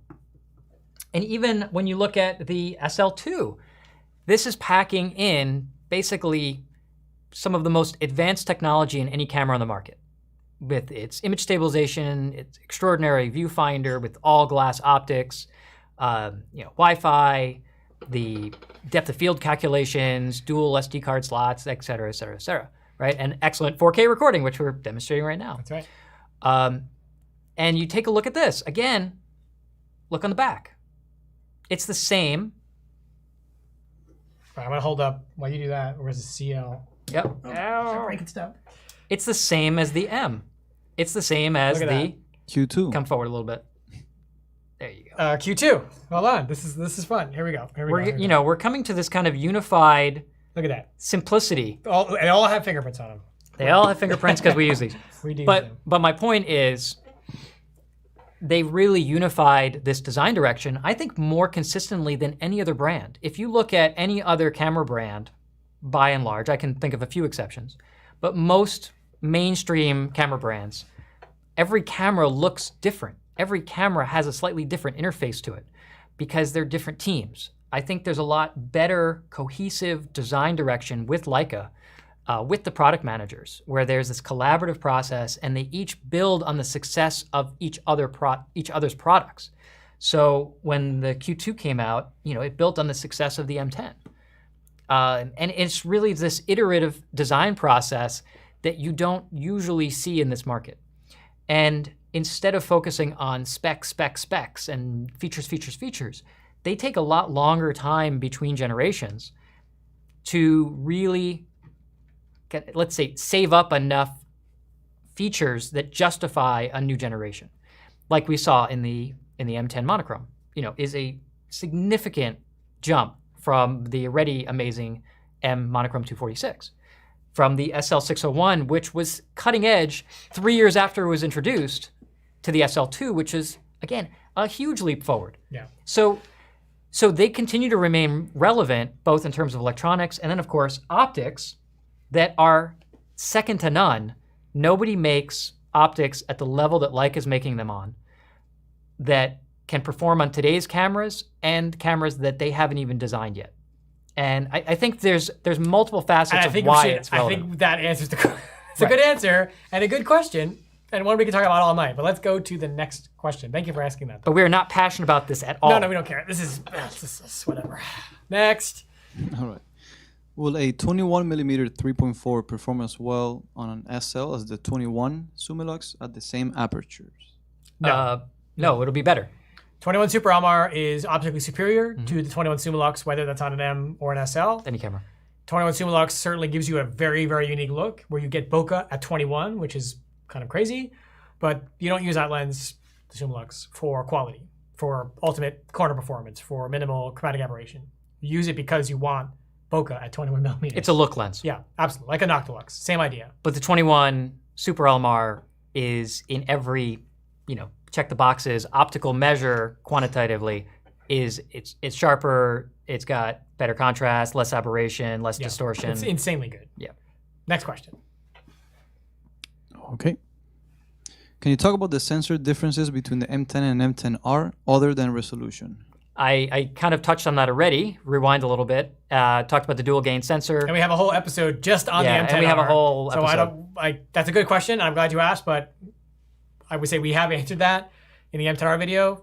So it's on our page. Don't stop now. Keep watching. But when we're done, go back. Take another 2 hours and go back and watch that episode. Because it is, we did spend a lot of time. I also did a shorter form video that's probably about 10 minutes long on the M10R versus the M10. Yes. If you want to check that out on Red Dot Forum YouTube, it's like 15 minutes. All right. Keep going. What do we got? Is lens choice on the M10 monochrome as critical as it is in color photography? No, it's less critical because, it's both less critical and more critical. Less critical because chromatic aberration, color fringing are a non-issue. More critical because the sensor is more demanding, especially in the corners on the lenses. But that wouldn't necessarily.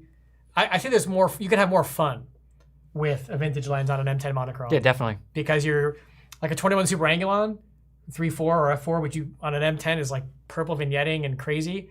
M10 monochrome, not an issue. It just looks cool. Yeah.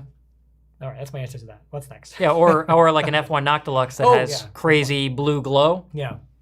Looks really cool on black and white. True. It's good. Not as good on color. That's true. Unless you want that look. What's next? All right. How does the 75 Summerit compare to the 90 Summerit in terms of image quality? They're the same. Same. Yeah. I mean, they're both excellent. Just 90 has more compression, a bit less depth of field, focuses a bit closer, if I recall. But we did a whole episode on telephoto lenses as well, so... M telephotos. M telephotos. And we covered that exact question. We did cover it, yeah. Next. All right. This is from Kenny. I've heard a bit about a weird period in the mid to late 70s where the quality of Leica supposedly took a dip. Thoughts on products that came from that era? Man, I don't spend a lot of time using Leica products from the 70s, but I don't know. I think anything pre-digital, I assume, is going to be wonky. I have to say, as someone who was born in the 70s, I think that all quality level of everything in the 70s was a little bit of a dip.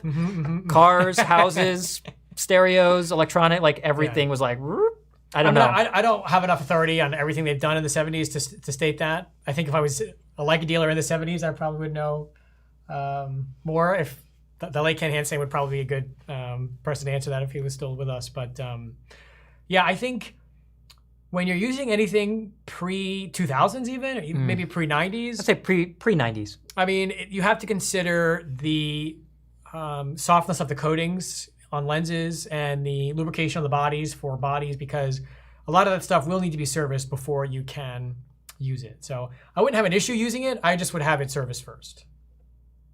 Next. Okay. Is it a good idea to upgrade the M9 now, since the sensor won't be available for repair? Well, if you have an M9 that has an original sensor, you should trade it for one of the new models that Leica offers under their program, because it's never going to be worth that much ever on a private sale or anything. And even if you don't actually want the thing you're trading for, you can just sell it or trade that for something you do want.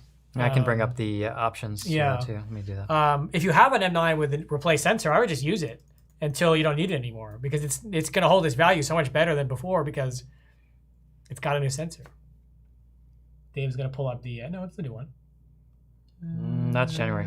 No, it's Quick one for August. you, Here, Josh. this is it. Does Leica make an M mount? Here, you tilt can. shift? hold on a second, Sorry. dude. What's the question, Jose? It's a quick one. Does Leica make a M mount tilt shift lens? No. Sorry. Would be cool though. Can you go to the Computron there? There she is. So that's the upgrade program. So basically, it's run through us, but it's sponsored by Leica. Where if you have an M9 or any of the variants with an original CCD that has corrosion, you can send it in, trade it up to any of those models listed there. It's pretty straightforward. It's an easy program. You just send me the camera and we swap it out For this money. for that much money. So, yeah. But whereas if you sell it privately, you may get as much as you're getting on trade, maybe not. And if you want to check that out, we put up an article about that Yeah, it's on Red Dot back in Forum. August. Yeah. Next. All right. Let's see. If I use some teal lenses on the SL, will they vignette a lot? Not at No, all. when you mount a TL lens on the SL2 or the SL, the camera automatically enters APS-C mode, cropping the image down, and it looks like this looks like a full frame. Yep. Look, it looks the same. It's just less resolution. Yeah, and those lenses are so hyper. The 2 weeks TL ago. lenses, yeah, 2 weeks ago We talked about that. we did, but the TL lenses are so high performing. They're just a smaller format, but they're amazing. Let me look in the chat. Anything good? Oh, there's so many questions. There are so many questions. Oh my goodness. Oh boy. I knew I was gonna. The last thing there, because I talked about how the 21 Summilux doesn't perform as well on the SL2 as it does on the M10. I stand with that. Yeah. I felt it just looked better on the M10 than the SL2. I'll agree with that. I think it looks fine on the SL2. I just felt it looked better on the M10. I don't know why. That was, by the way, I actually learned this. The M10R also is even a further revision to what they've done for the last multiple generations of handling M lenses with high incident angles. Mm-hmm. And the M10R is even better than the M10 regular. That's another improvement. Oh, I do want to, even though I didn't want to speculate. That? Glenn's question is, any chance the SL28 will be out this year? No, I don't think so. I think the fact that, let's just be honest with you, that SL lenses, even ones that have been out for a while, have been hard to get through most of 2020. I don't see anything new on the horizon soon, as much as we would like to get our hands on them. Yeah, I think the global situation put a kind of a damper on the product rollout. Yeah. So I would expect to see the 21, 24, 28 SL Summicrons in 2021. Maybe late next year. We don't have any official information, but just like my gut is telling me, and that's only when deliveries will start. I don't know. I'm thinking maybe summer. That's my hopefulness. Okay. I'm optimistic. Stay positive. I'm gonna just poke through the chat. Anything else good? Thanks, Josh. You're welcome. Yeah. Let's see. I'm just gonna skim. Let's see. What current? Oh, this is, I like that comment, by the way. This isn't really a question, but kind of what we were talking Why don't about. I read it and you can address it? Well, I don't have to address it. It's just Oh, well, true. Joe says, for me, until I touched the Leica, I didn't get it. It's quality and simply feels really Amazing. amazing. It Oh, I read inspires. that wrong. Okay. Yeah, it inspires. It's quality, comma, and simply feels really amazing. I Right. agree with that. I'm assuming you're talking about the M10R. I think just anything. I know. I think we were talking about that. I know he earlier. was on our M10R list. Let's see. Jose, what do you got while we scan this? I got an SL2 with a 24-90. Since the SL does not have a flip screen, is it possible to attach an external monitor and work on photo mode to help on creating landscape composition? Kind of. So yes, you can.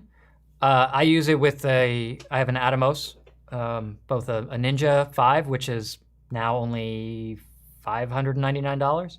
It's pretty small. I think it's sitting around here somewhere. It's okay. It's a 5-inch monitor, and yeah, you can. Just HDMI out. But what I'd probably recommend is using it with the Photos app. The Photos Pro app would be far better because it's going to be a nicer experience and not be wonky where it's expecting video. I would use it on an iPad Pro. Or even on one of those big iPhones, the Maxes, like that one, and you can put that on the hot shoe. It's kind of small. No, but if you're gonna put it on your hot shoe. Oh, actually, I even have a holder for that. Yeah, that's what I mean. Yeah, You put the iPhone in your hot shoe, and you put fire up the Photos app. Yep. There's a little spring-loaded iPhone holder with a hot shoe attachment that you can face this forward, and then if you were looking for a small monitor, just use it on an iPhone. If you're looking to do landscape and you really want to compose, I would actually recommend. I'd still stick to my recommendation of using an iPad Pro. Maybe not the 12-inch, but the 11-inch is That's kind of big. a good size. So if you use like the 10.5 or 11, whatever this is now, it's actually 60 frame per second refresh rate, and what you see is what you get. And you can change all your settings right from the screen, and you can actually capture right from the screen, so it acts as a remote release as well. Yeah, it's pretty cool. So that would be my suggestion. Yeah, that's a good setup. Or if you want something smaller, an iPad Mini. True. Anything else, Jose, that popped up that we should address? If you had a choice as a traveler, which would you choose, M10R or SL2? Oh. If I had to travel, a choice of the travel camera. What are you going to say? I take both. But, if I had to choose, I would probably take the SL2, unless I knew I was going to be doing a lot of really low light stuff. Let's say I was doing events at night or going to like New York City, probably at M10R. Yeah. If I was going to Tuscany. Boulder, I'd probably bring an SL2. It just would depend on what I'm planning on doing. Because I'm usually not going somewhere without a clue of what I'm going to do. I have some idea. Yeah. What would you say to that? I mean, really, either could work. And this leads us very well into, you should tune in 2 weeks because we're going to answer that exact question. Yeah. Because the answer is you can make either of those work for, you can make them work for landscape, you can make them work for travel. Yeah. It really depends on where your priorities lie and how you like to photograph. Because I think it comes down maybe even less on subject matter and just on personal, personal style and how you like to work and how you like to interact. And also what you're willing to carry. I'm willing to carry a whole lot more than most people. So you'll see when you see his kit 2 weeks from now. It is remarkable. Where was the gentleman talking about back pain? Don't watch that episode. It's not gonna go well for you. like I said, work out. Yeah. Yoga does you don't wonders. work out. Oh yeah. That's whatever you say. All right, what else we got in the questions, Jose? All right. How do R lenses adapt to crop cameras like the TL and CL? Any issues? No issues. You can use fine. the R adapter L, and they simply get a 50% or 150% crop factor. So if you put a 50 R lens on a TL or a CL or a TL2, it just becomes a 75. But they work fine. I probably would use M lenses just because they size better. But if you already had a bunch of R lenses, I would definitely have an R adapter and use them. You can ask me that. All right, Sean asks, Just to touch on that again. do you think the M10R has similar capability as the M10 for capturing reds and deep blacks? No, it's better.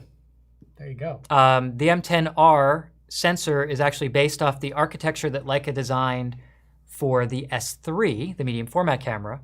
And one of the improvements that isn't really talked about as much, it is on the S but not as much on the M10R, is it has a revised color filter array, specifically the reds, to produce better reds and better skin tones than previous generations. So the reds should be even better on the M10R than they are on a regular M10, which are already excellent. We'll have to do an M10R review on Red Dot Forum at some point. I know that's on David's list, so it'll happen, and then that'll be a little bit easier to discuss. What else we got? I'm gonna ask you this one. Okay. Another M-related question. Can you please explain how metering modes work on the M240 and how exposure compensation works with each one? Well, it's important to understand that on the M240 or on the M10, the only metering mode you get when you don't have live view activated is classic, which is using the... Here, you can switch to close-up so I can show. I think Jose's doing something. There we go. So that pattern on the shutter is your light meter. That's your center weighted. When he says pattern, you see the kind of the gray stripes here?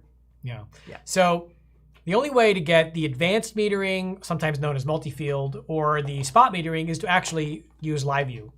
Because then the sensor itself is the meter. Dave, you want to show them on the menu while we got the close-up here? Yeah. the sensor becomes the light meter. And of course, the sensor has 24 million light meters on it, so it can be extremely precise. So even if you're in the menu, that's really dirty. it's gross, yeah. So I'm sorry, Julie, you're watching this and pounding your head against the floor. There we go. Even if you selected spot metering, if you're not in live view, it's not spot metering. So it is a slower process because live view inherently makes the camera a bit slower as it has to open the shutter, calculate the exposure, and then close the shutter to open it again and to take a picture. So it's not as fast, but it does work.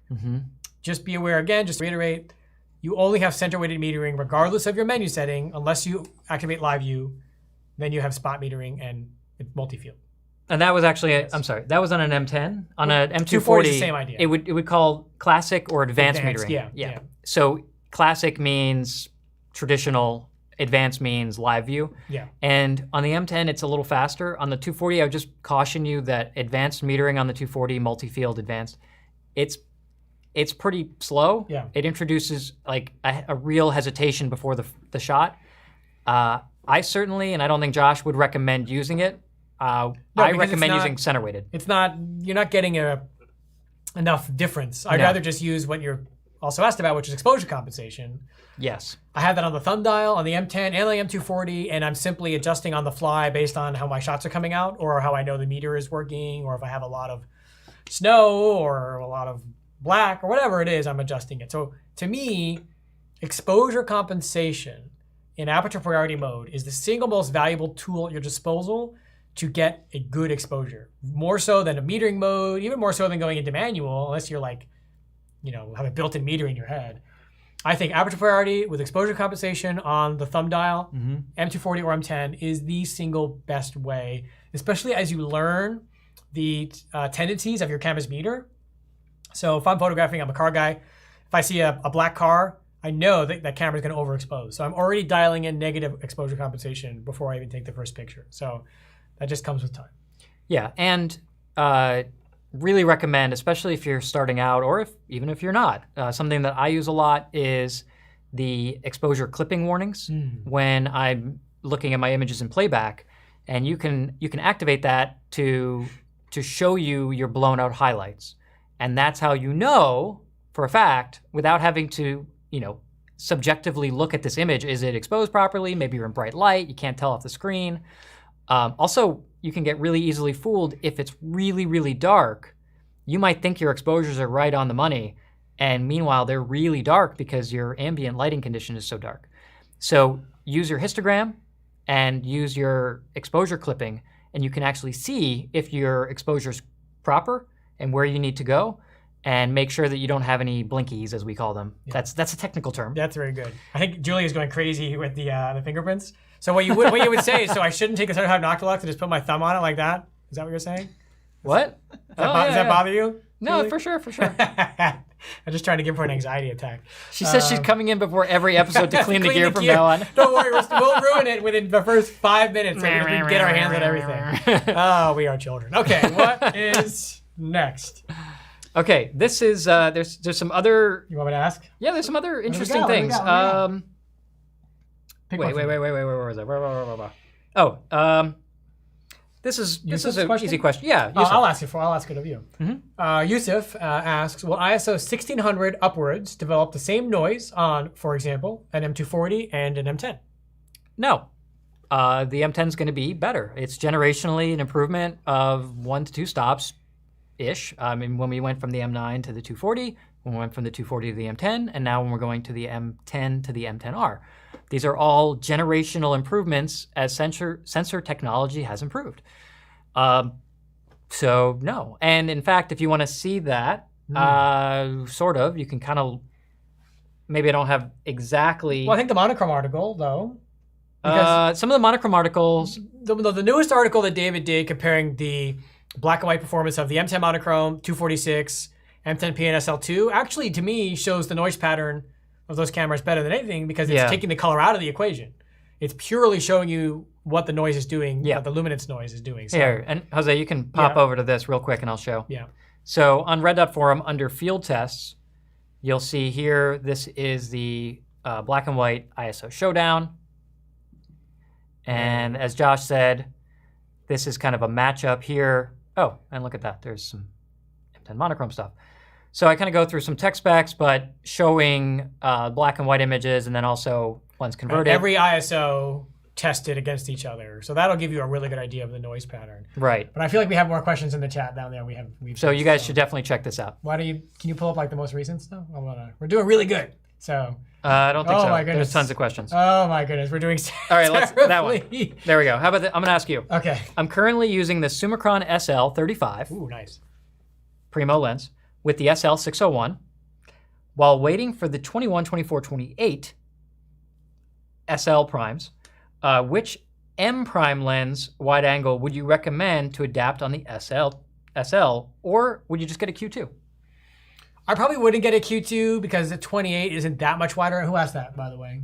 That was Shinan saying? Thank you, Shinan. Yep. I probably wouldn't get a Q2. If I had a 50, I'd get a Q2.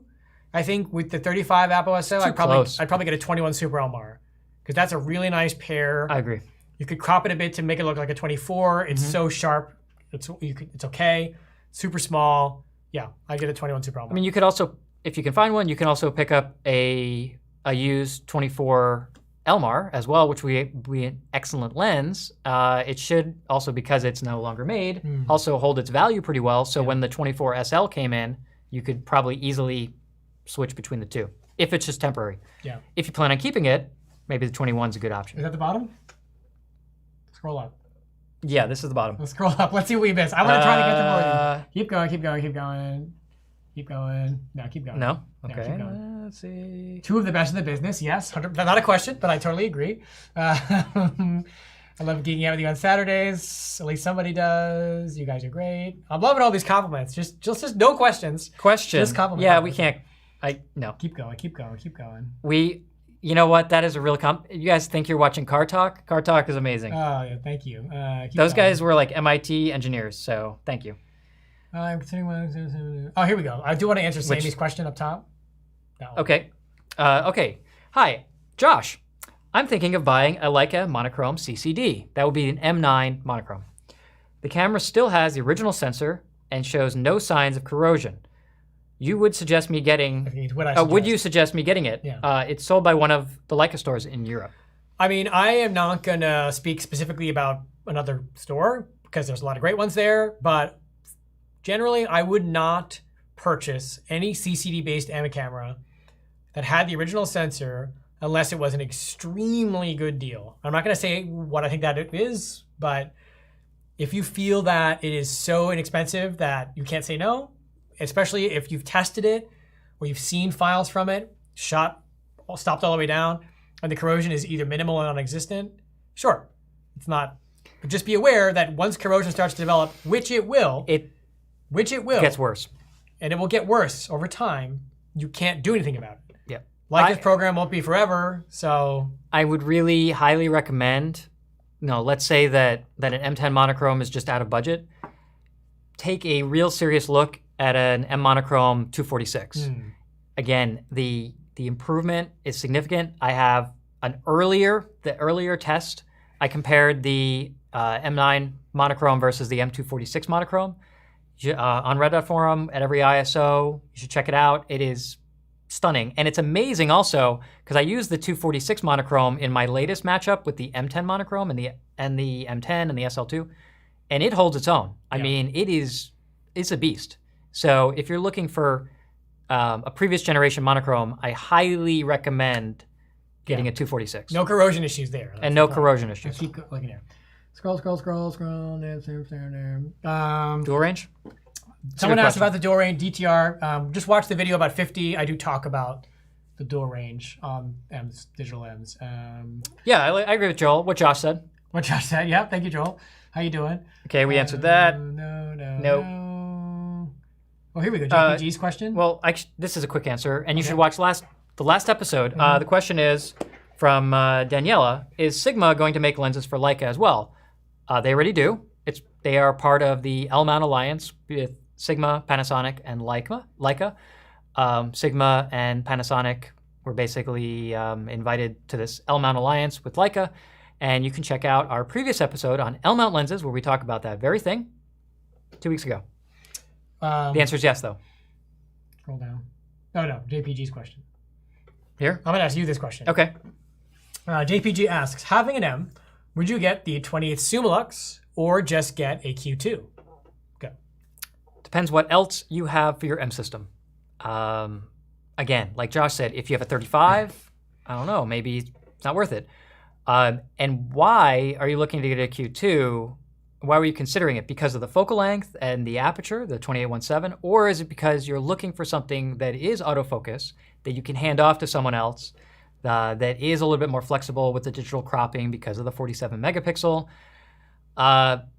If you're looking for those things, you're looking for the flexibility that only the Q can give you in that really compact size with uncompromising performance, yeah, I think you should get a Q2. Also, you're going to basically get a camera and a lens for less than the price of the lens. A lot less. That being said, if you have an M10 monochrome, let's say, you're going to get better black and white and better high ISO performance on an M10 monochrome with a 28 Sumalux than you are with the Q2 converted. So it's going to depend on your use case. Yeah. I think that they're both really solid options because the 28 Lux M is one of the best wide angles Leica makes. But the Q is one of the most flexible all-rounders. We're spoiled for choice in 2020 when it comes to what Leica offers, I'll tell you that. What else? Yes. Lots of agree. What? That's another, we already kind of answered. Yeah. 2002 Brahma is king. Yes, it is. Yep, and better than 19R. Yes. Okay. Well, let me see an email real quick, because I think I had a couple questions there. I'm going to stare at my email here for a second here. Hold on. Here's a kind of an esoteric question. What do we got? Jerry says, can I clean my DMR contacts with alcohol to hopefully make it work again? I mean, I probably wouldn't. You can't service a DMR anymore. That question is way too specific for this episode. I told you, it's esoteric, for sure. I mean, I would not advise doing it yourself. I would speak to someone like Don Goldberg. I know that's not his specialty, but DAG, I mean. DMR is kind of like either it works or it doesn't in 2020. I mean, it is kind of getting old at this point. I just had one in the shop the other day. It's super cool. Yeah. I love that camera so much. If we ever do an R episode, I promise I'll talk about the DMR. Until then, let me see if I have any question. Here's an interesting one as well from Sean. Do M lenses actually have faster fall off in focus versus out of focus than SL lenses? Say 250 Apo Summicrons, M versus SL. If so, how would you describe the difference in terms of rendering? Well, I don't think the focus fall off is mathematically less, but I think because the lenses are so much sharper and so much more consistent, it seems that way. And they even have a little chart. Yeah, I haven't done tons of testing. Yeah, Mr. Peter Karba, the head of optics, explains in one of our many discussions on SL lenses, they have a new sharpness gradient because it is so crisp at the point of focus, wide open, and then the focus falls off so smoothly with no aberrations, it can appear to have the depth of field of a faster lens than f2. So it has this apparent depth of field of a 1.4. I think, kind of to go back to what Josh said, work backwards, look at the images that you like, kind of see what that pattern is. If you like the look of the SL primes versus liking the look of the M primes, and find what appeals to you, because they're both really excellent. I mean, if you compare the 50 Apo M versus the 50 Apo SL, these are two of the best lenses. Let's remember too, SL lenses are autofocus, electronic aperture, weather and dust sealed, way sharper. They focus way closer. So there's a lot of benefits to getting one of the SL lenses, whether it's a prime or a zoom, over an M lens beyond the different looks. So keep that in mind. What else we got? Jose? Got one for you. Okay. What's the difference in the EVF between the SL and SL2 in terms of color and quality, not just pixels? Well, the SL2's finder is OLED. Way more dynamic range. It's an OLED versus just an LED or LCD. LCD, yeah. LCD. The yellows are a lot better. Yeah, faster refresh rate, so it's smoother. Yeah, 120 frames per second versus 60. Yeah, I find that also when you're using an M lens, as you're racking the focus to try to get that fine, precise focus point, it's easier to see where that point is, I don't know what functionality that is, but there. it's way easier with like a Noctilux. Yeah. Like a 75 Noctilux on an SL2 is significantly easier to focus than it is on an SL. Yeah. If you're wide open at minimum distance. Yeah. I mean, specifically for me as a landscape shooter, the delineation between the yellow tones and orange tones. And it's always fast asleep, Julie. Sorry. Yeah. It's passed out. So think fall colors, especially western fall colors like in Colorado. The yellows and orange tones that are really important to the composition tend to just be one tone, and it's sort of a yellow-green on the SL601 EVF. On the SL2 EVF, there is a lot of more like what you see on your computer monitor. It's more delineated. Yeah. It's pretty darn good. You should just pick one up and try it, and you'll see what I'm talking Done. about. I have one for David. Okay. Yep. I think he will like this one. I am new to the Leica system, and I wonder, how do you focus for landscape? Do you put the infinity sign on the aperture number or other technique? Yeah, I do. Well, we're going to talk about that But we'll talk about in that 2 weeks. in landscape. But yeah, hyperfocal. Do you have that 21 still? Right here? Yeah. Let's get a close-up. I have one right here. All right. Look at that. There it is. Okay, so we can see that there you go. I just want to show for comparison, you have a longer lens, like a 50, 90, anything that's not mounted. Here. I know, I have one right here. You're doing a bad job. You need a hand? Yeah, it's all right. Oh, All we right, got so it, on this 50 millimeter, Okay. just want to show you that first. Let me demonstrate. Yeah, there you go. I would not focus that way on this lens because you can see that the depth of field scale is very, very small. It does not cover a very large range. So even if let me just look at this real quick with my eyeballs. So if I go to f8, yeah, it's like 25 feet to infinity is sharp at f8 if you can even see those between those two bars there. And you say, oh, well, what about going to 16? If you've watched any of our previous episodes, you'll know that I have a favorite saying, which is, friends do not let friends shoot at f16. As the cameras are getting higher resolution, it means the pixel pitch is less. It means that you are diffraction limited to about f8 on these 40 and 47 megapixel cameras. Okay, now looking at, let's say, a 21, you can see that the depth of field scale is just so much broader here, right? So now when I go and I put that number, let me turn this way, and I put that number on infinity, which is, there's f8. Is that f8 or f11? That's f8. There you go. Okay, so now that's f8 on one side, and I turn it over, and now that is 1 meter, or 3 feet, or just over 3 feet, to infinity at f8. And now all I have to do is I have to actually put it at f8. Now I just focus on my composition. I focus on my framing. I focus on making sure everything's level, because I'm a big person with level. I make sure that my exposure compensation is dialed in, and I wait for the right moment. But I don't have to worry about focusing, because everything from my feet, if I'm mounted on a tripod at normal height, can come back to me. If I'm mounted at eye level, remember, I'm a lot taller than a meter or 3 feet, right? So everything down to my feet is going to be almost 2 meters. So anything from 2 meters to infinity is going to be really sharp at f8 on a 21, and I don't have to think about it. So all the shots that I showed earlier with the 16 to 35 on the SL, those were all dialed in manual focus at hyperfocal distance on the camera, and I was focusing only on the picture, not on the focusing. And watched last week's or 2 weeks ago's episode about how to use the hyperfocal scale on the SL and SL2. Yeah. So. Now that's the M, but now we have that and the SL. Yes, like it did change the leather body covering on the MP about 2 months ago. So it does have a new body covering on it. So if you have one of the older ones, I guess that's a collectible now. I don't know. Just to answer a quick question from someone. You should, so many. You should goodness. hear. You should ask me that. Why? Because no, I'm just going to point you to the resource. You're going to tear it apart? Nope. Christian, the CCD has a very recognizable look. Greens look almost film-like. David, how do you feel about that statement?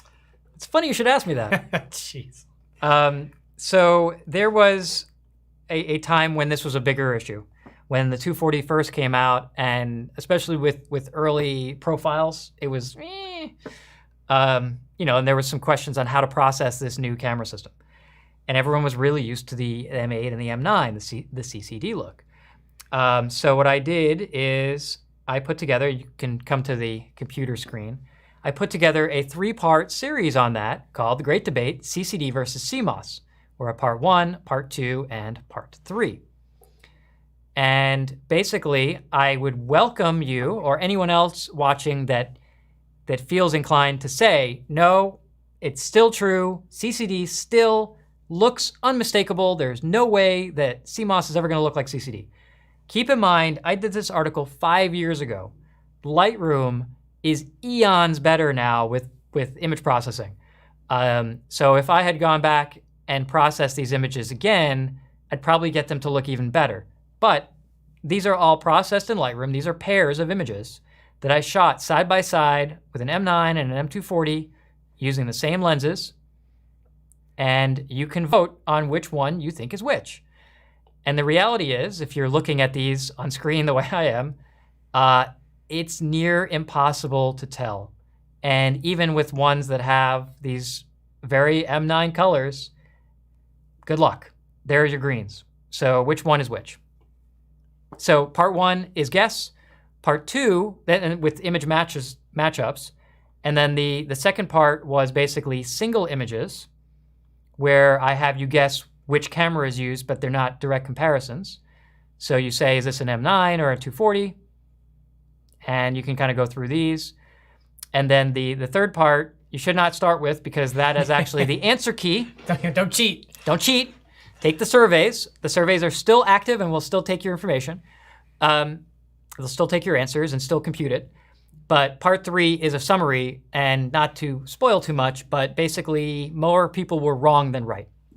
There you go. And like Josh said earlier, you can use my presets if you want to make a non-CCD camera look like a CCD camera. Right. And I talk about the processing on the third part. Go back to the questions. David, or Jose, what else we got while David's poking around? Sure.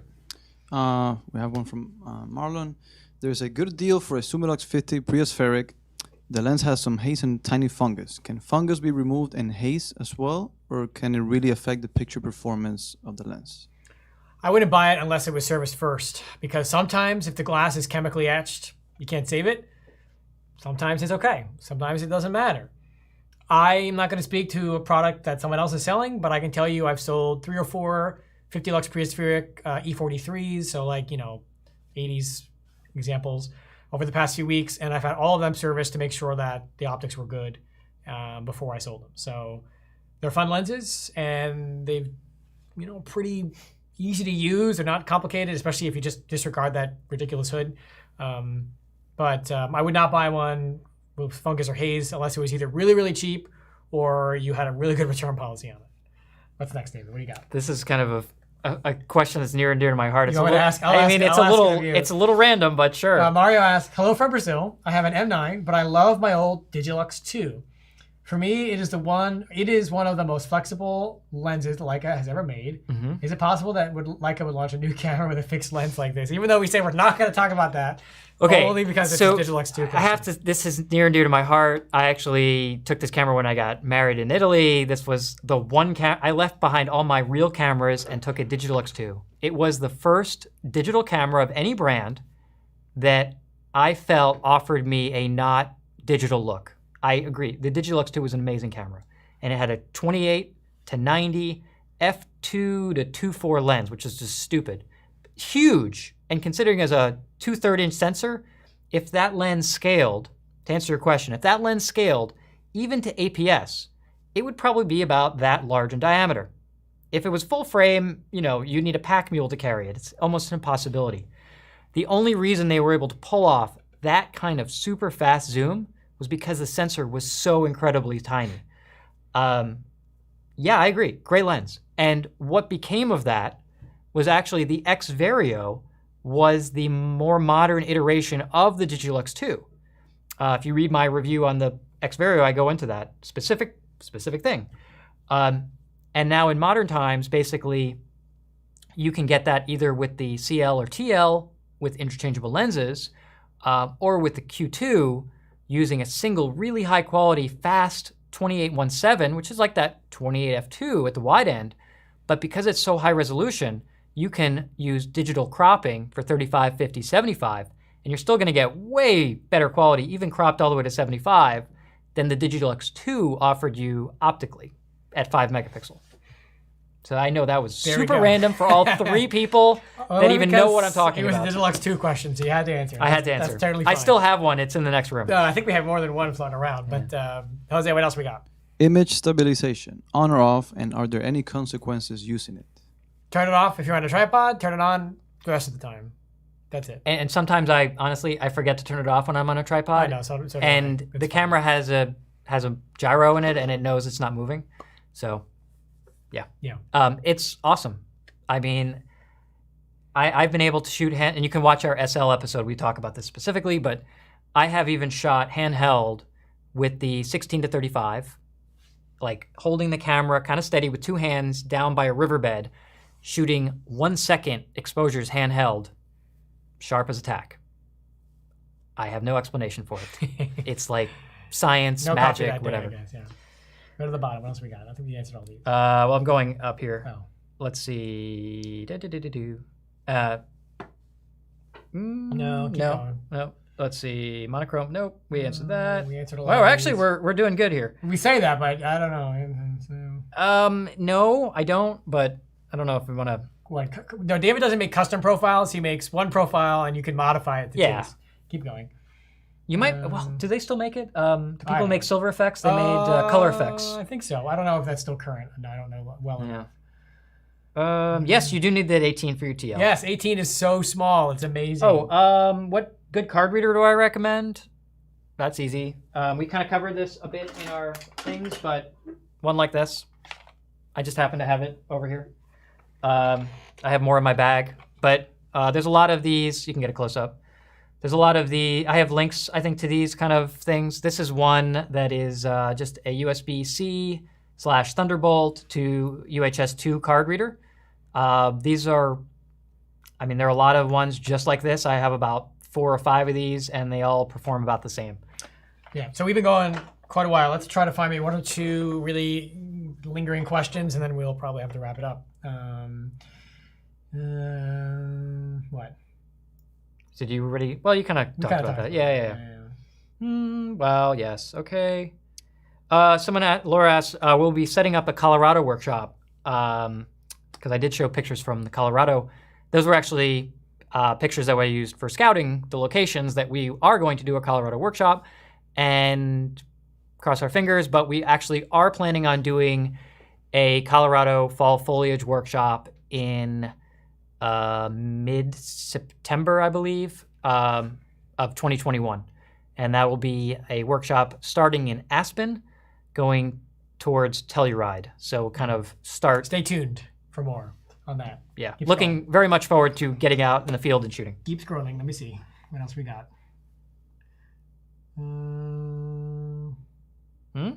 What? I don't know. No. Keep going. Okay. Jose, did we miss anything while we're We have scrolling around here? some newer ones. Okay, Jose, what do we got? Let's seriously, it's like 10:04. So What can you say about the 23mm TL lens? Sharp, small, very similar feeling to a 35 Summicron M, I think. Very much so. Very, very light. Very light. Yeah. How is the autofocus performance of S lenses on the SO2? Slow and loud, but But accurate. optically amazing. Very accurate, and not as sharp as the SL primes, but closer. I would say sharper than M lenses, but more. It feels more like an M lens the way it renders. There's a. We talked about it also in the last episode. I think Good balance. S lenses on the SL2 are way more fun than people give it credit for because you get autofocus, weather sealing, electronic aperture control. They're considerably sharper than M lenses.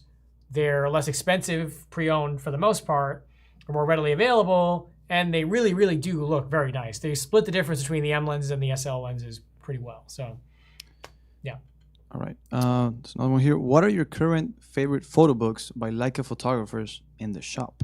That's a question for Ashlyn. Yeah. For Or us. Kirsten. We've added some new Kirsten. ones, so you can definitely What'd you say? check out. We've added some new ones, so they can definitely check Yeah, out. if you look, I think we have Nan Golden now, and There's a whole collection actually of photo Well, books. go to the homepage real quick.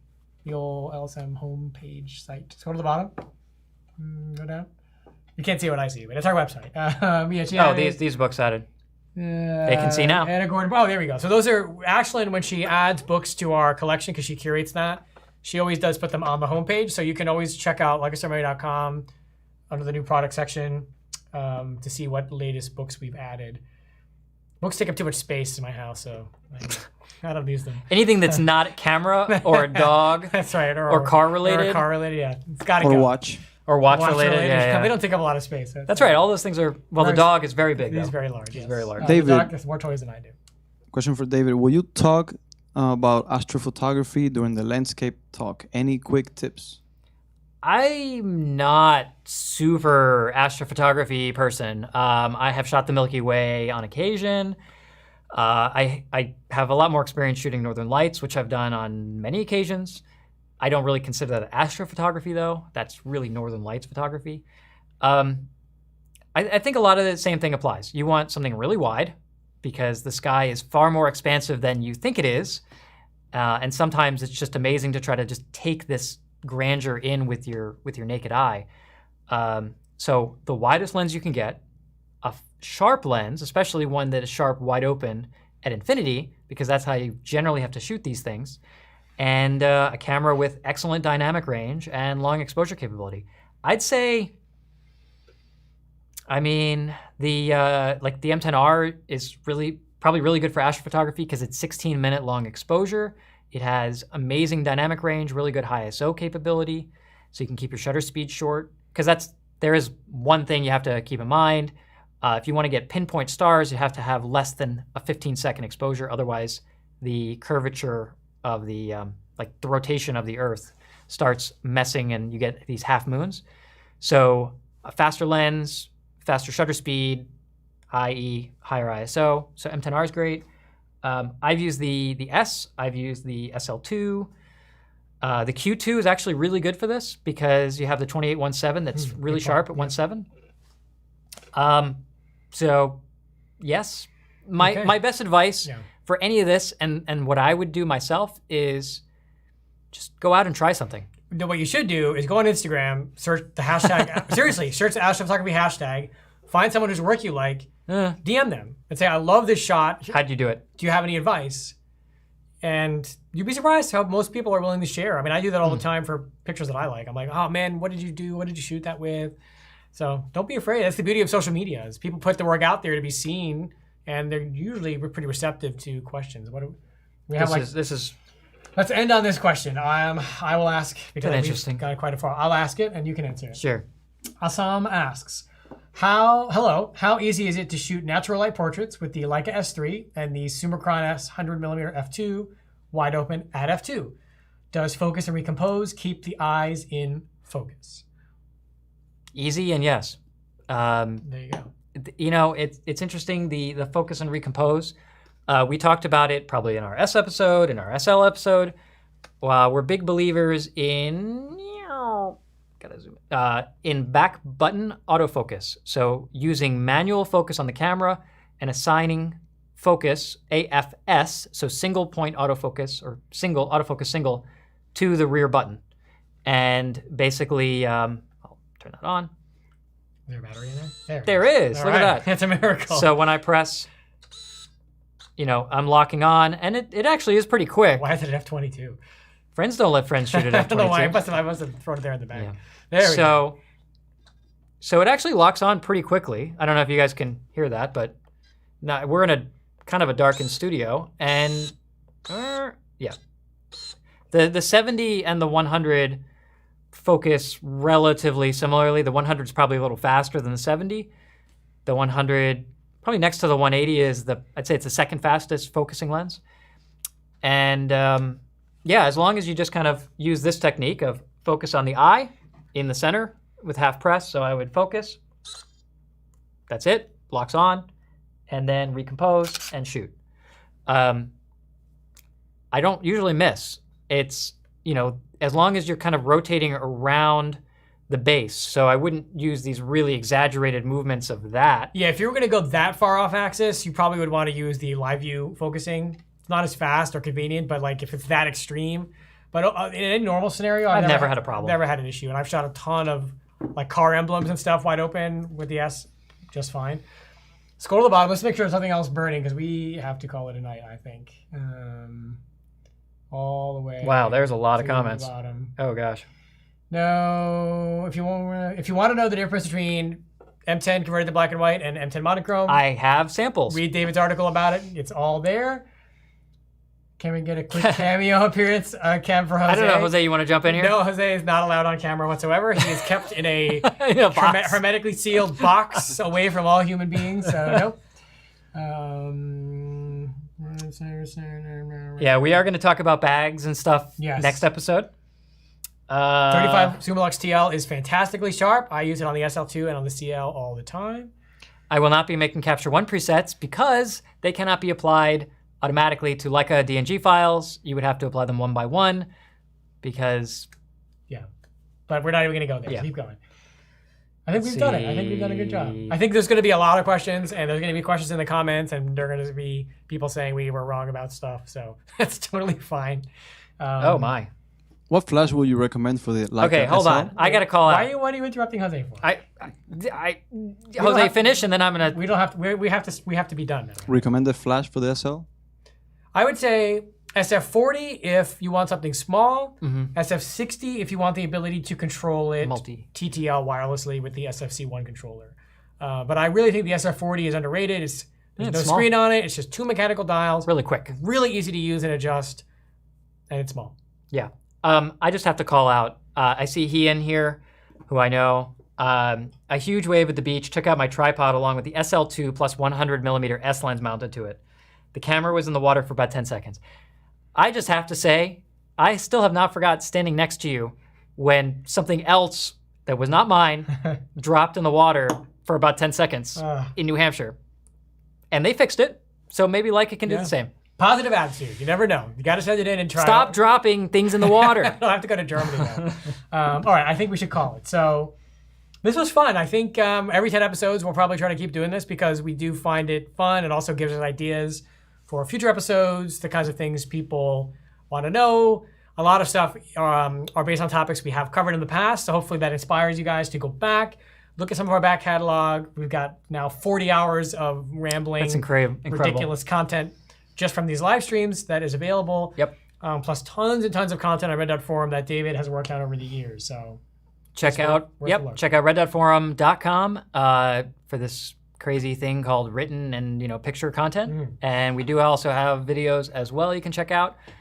Be sure to subscribe to the channel if you are not already subscribed, and make sure to click the little notification bell so you know that when we're planning on going live. We usually schedule our live streams in advance, so you get a notification. You can set a reminder. Also, if we post a review of a camera like M10R or something like that, you'll get a notification about that. And we really appreciate it. Subscription, if you give us a thumbs up, we like that. It makes us feel good too. And be sure to keep an eye out in 2 weeks, which is what day? October something? It's a different year for me at this point. It's October something. 24th, October 24th. So October 24th, which is a Saturday at 8 p.m. Eastern, we will be doing the first in our Gearing Up for Landscape series, and kind of go over all of this stuff from what to do if you got wet gear to it's gonna be comprehensive, as you could imagine. So let's all the little things. Let's sign off, call it a day. And a big thanks to everyone. Big thanks to Jose for keeping us in line here. Thank you. Thanks. He fell asleep He was asleep. Thanks to Kirsten for moderating the chat. Always a big thanks to Josh for keeping me in line. Trying. Yep, trying. And a big thanks to you guys for tuning in after all these hours and watching us ramble on about all this, everything like lens caps and nonsense like that. We really appreciate it. In the meantime, between this and our next episode, if there's something that we didn't get a chance to get to in terms of questions, please leave it in the comments once the video goes permanent. Not the live stream comments, but the permanent comments. And I will do my best to address those over the next week and answer all your questions. So until then, we'll see you next time. See you.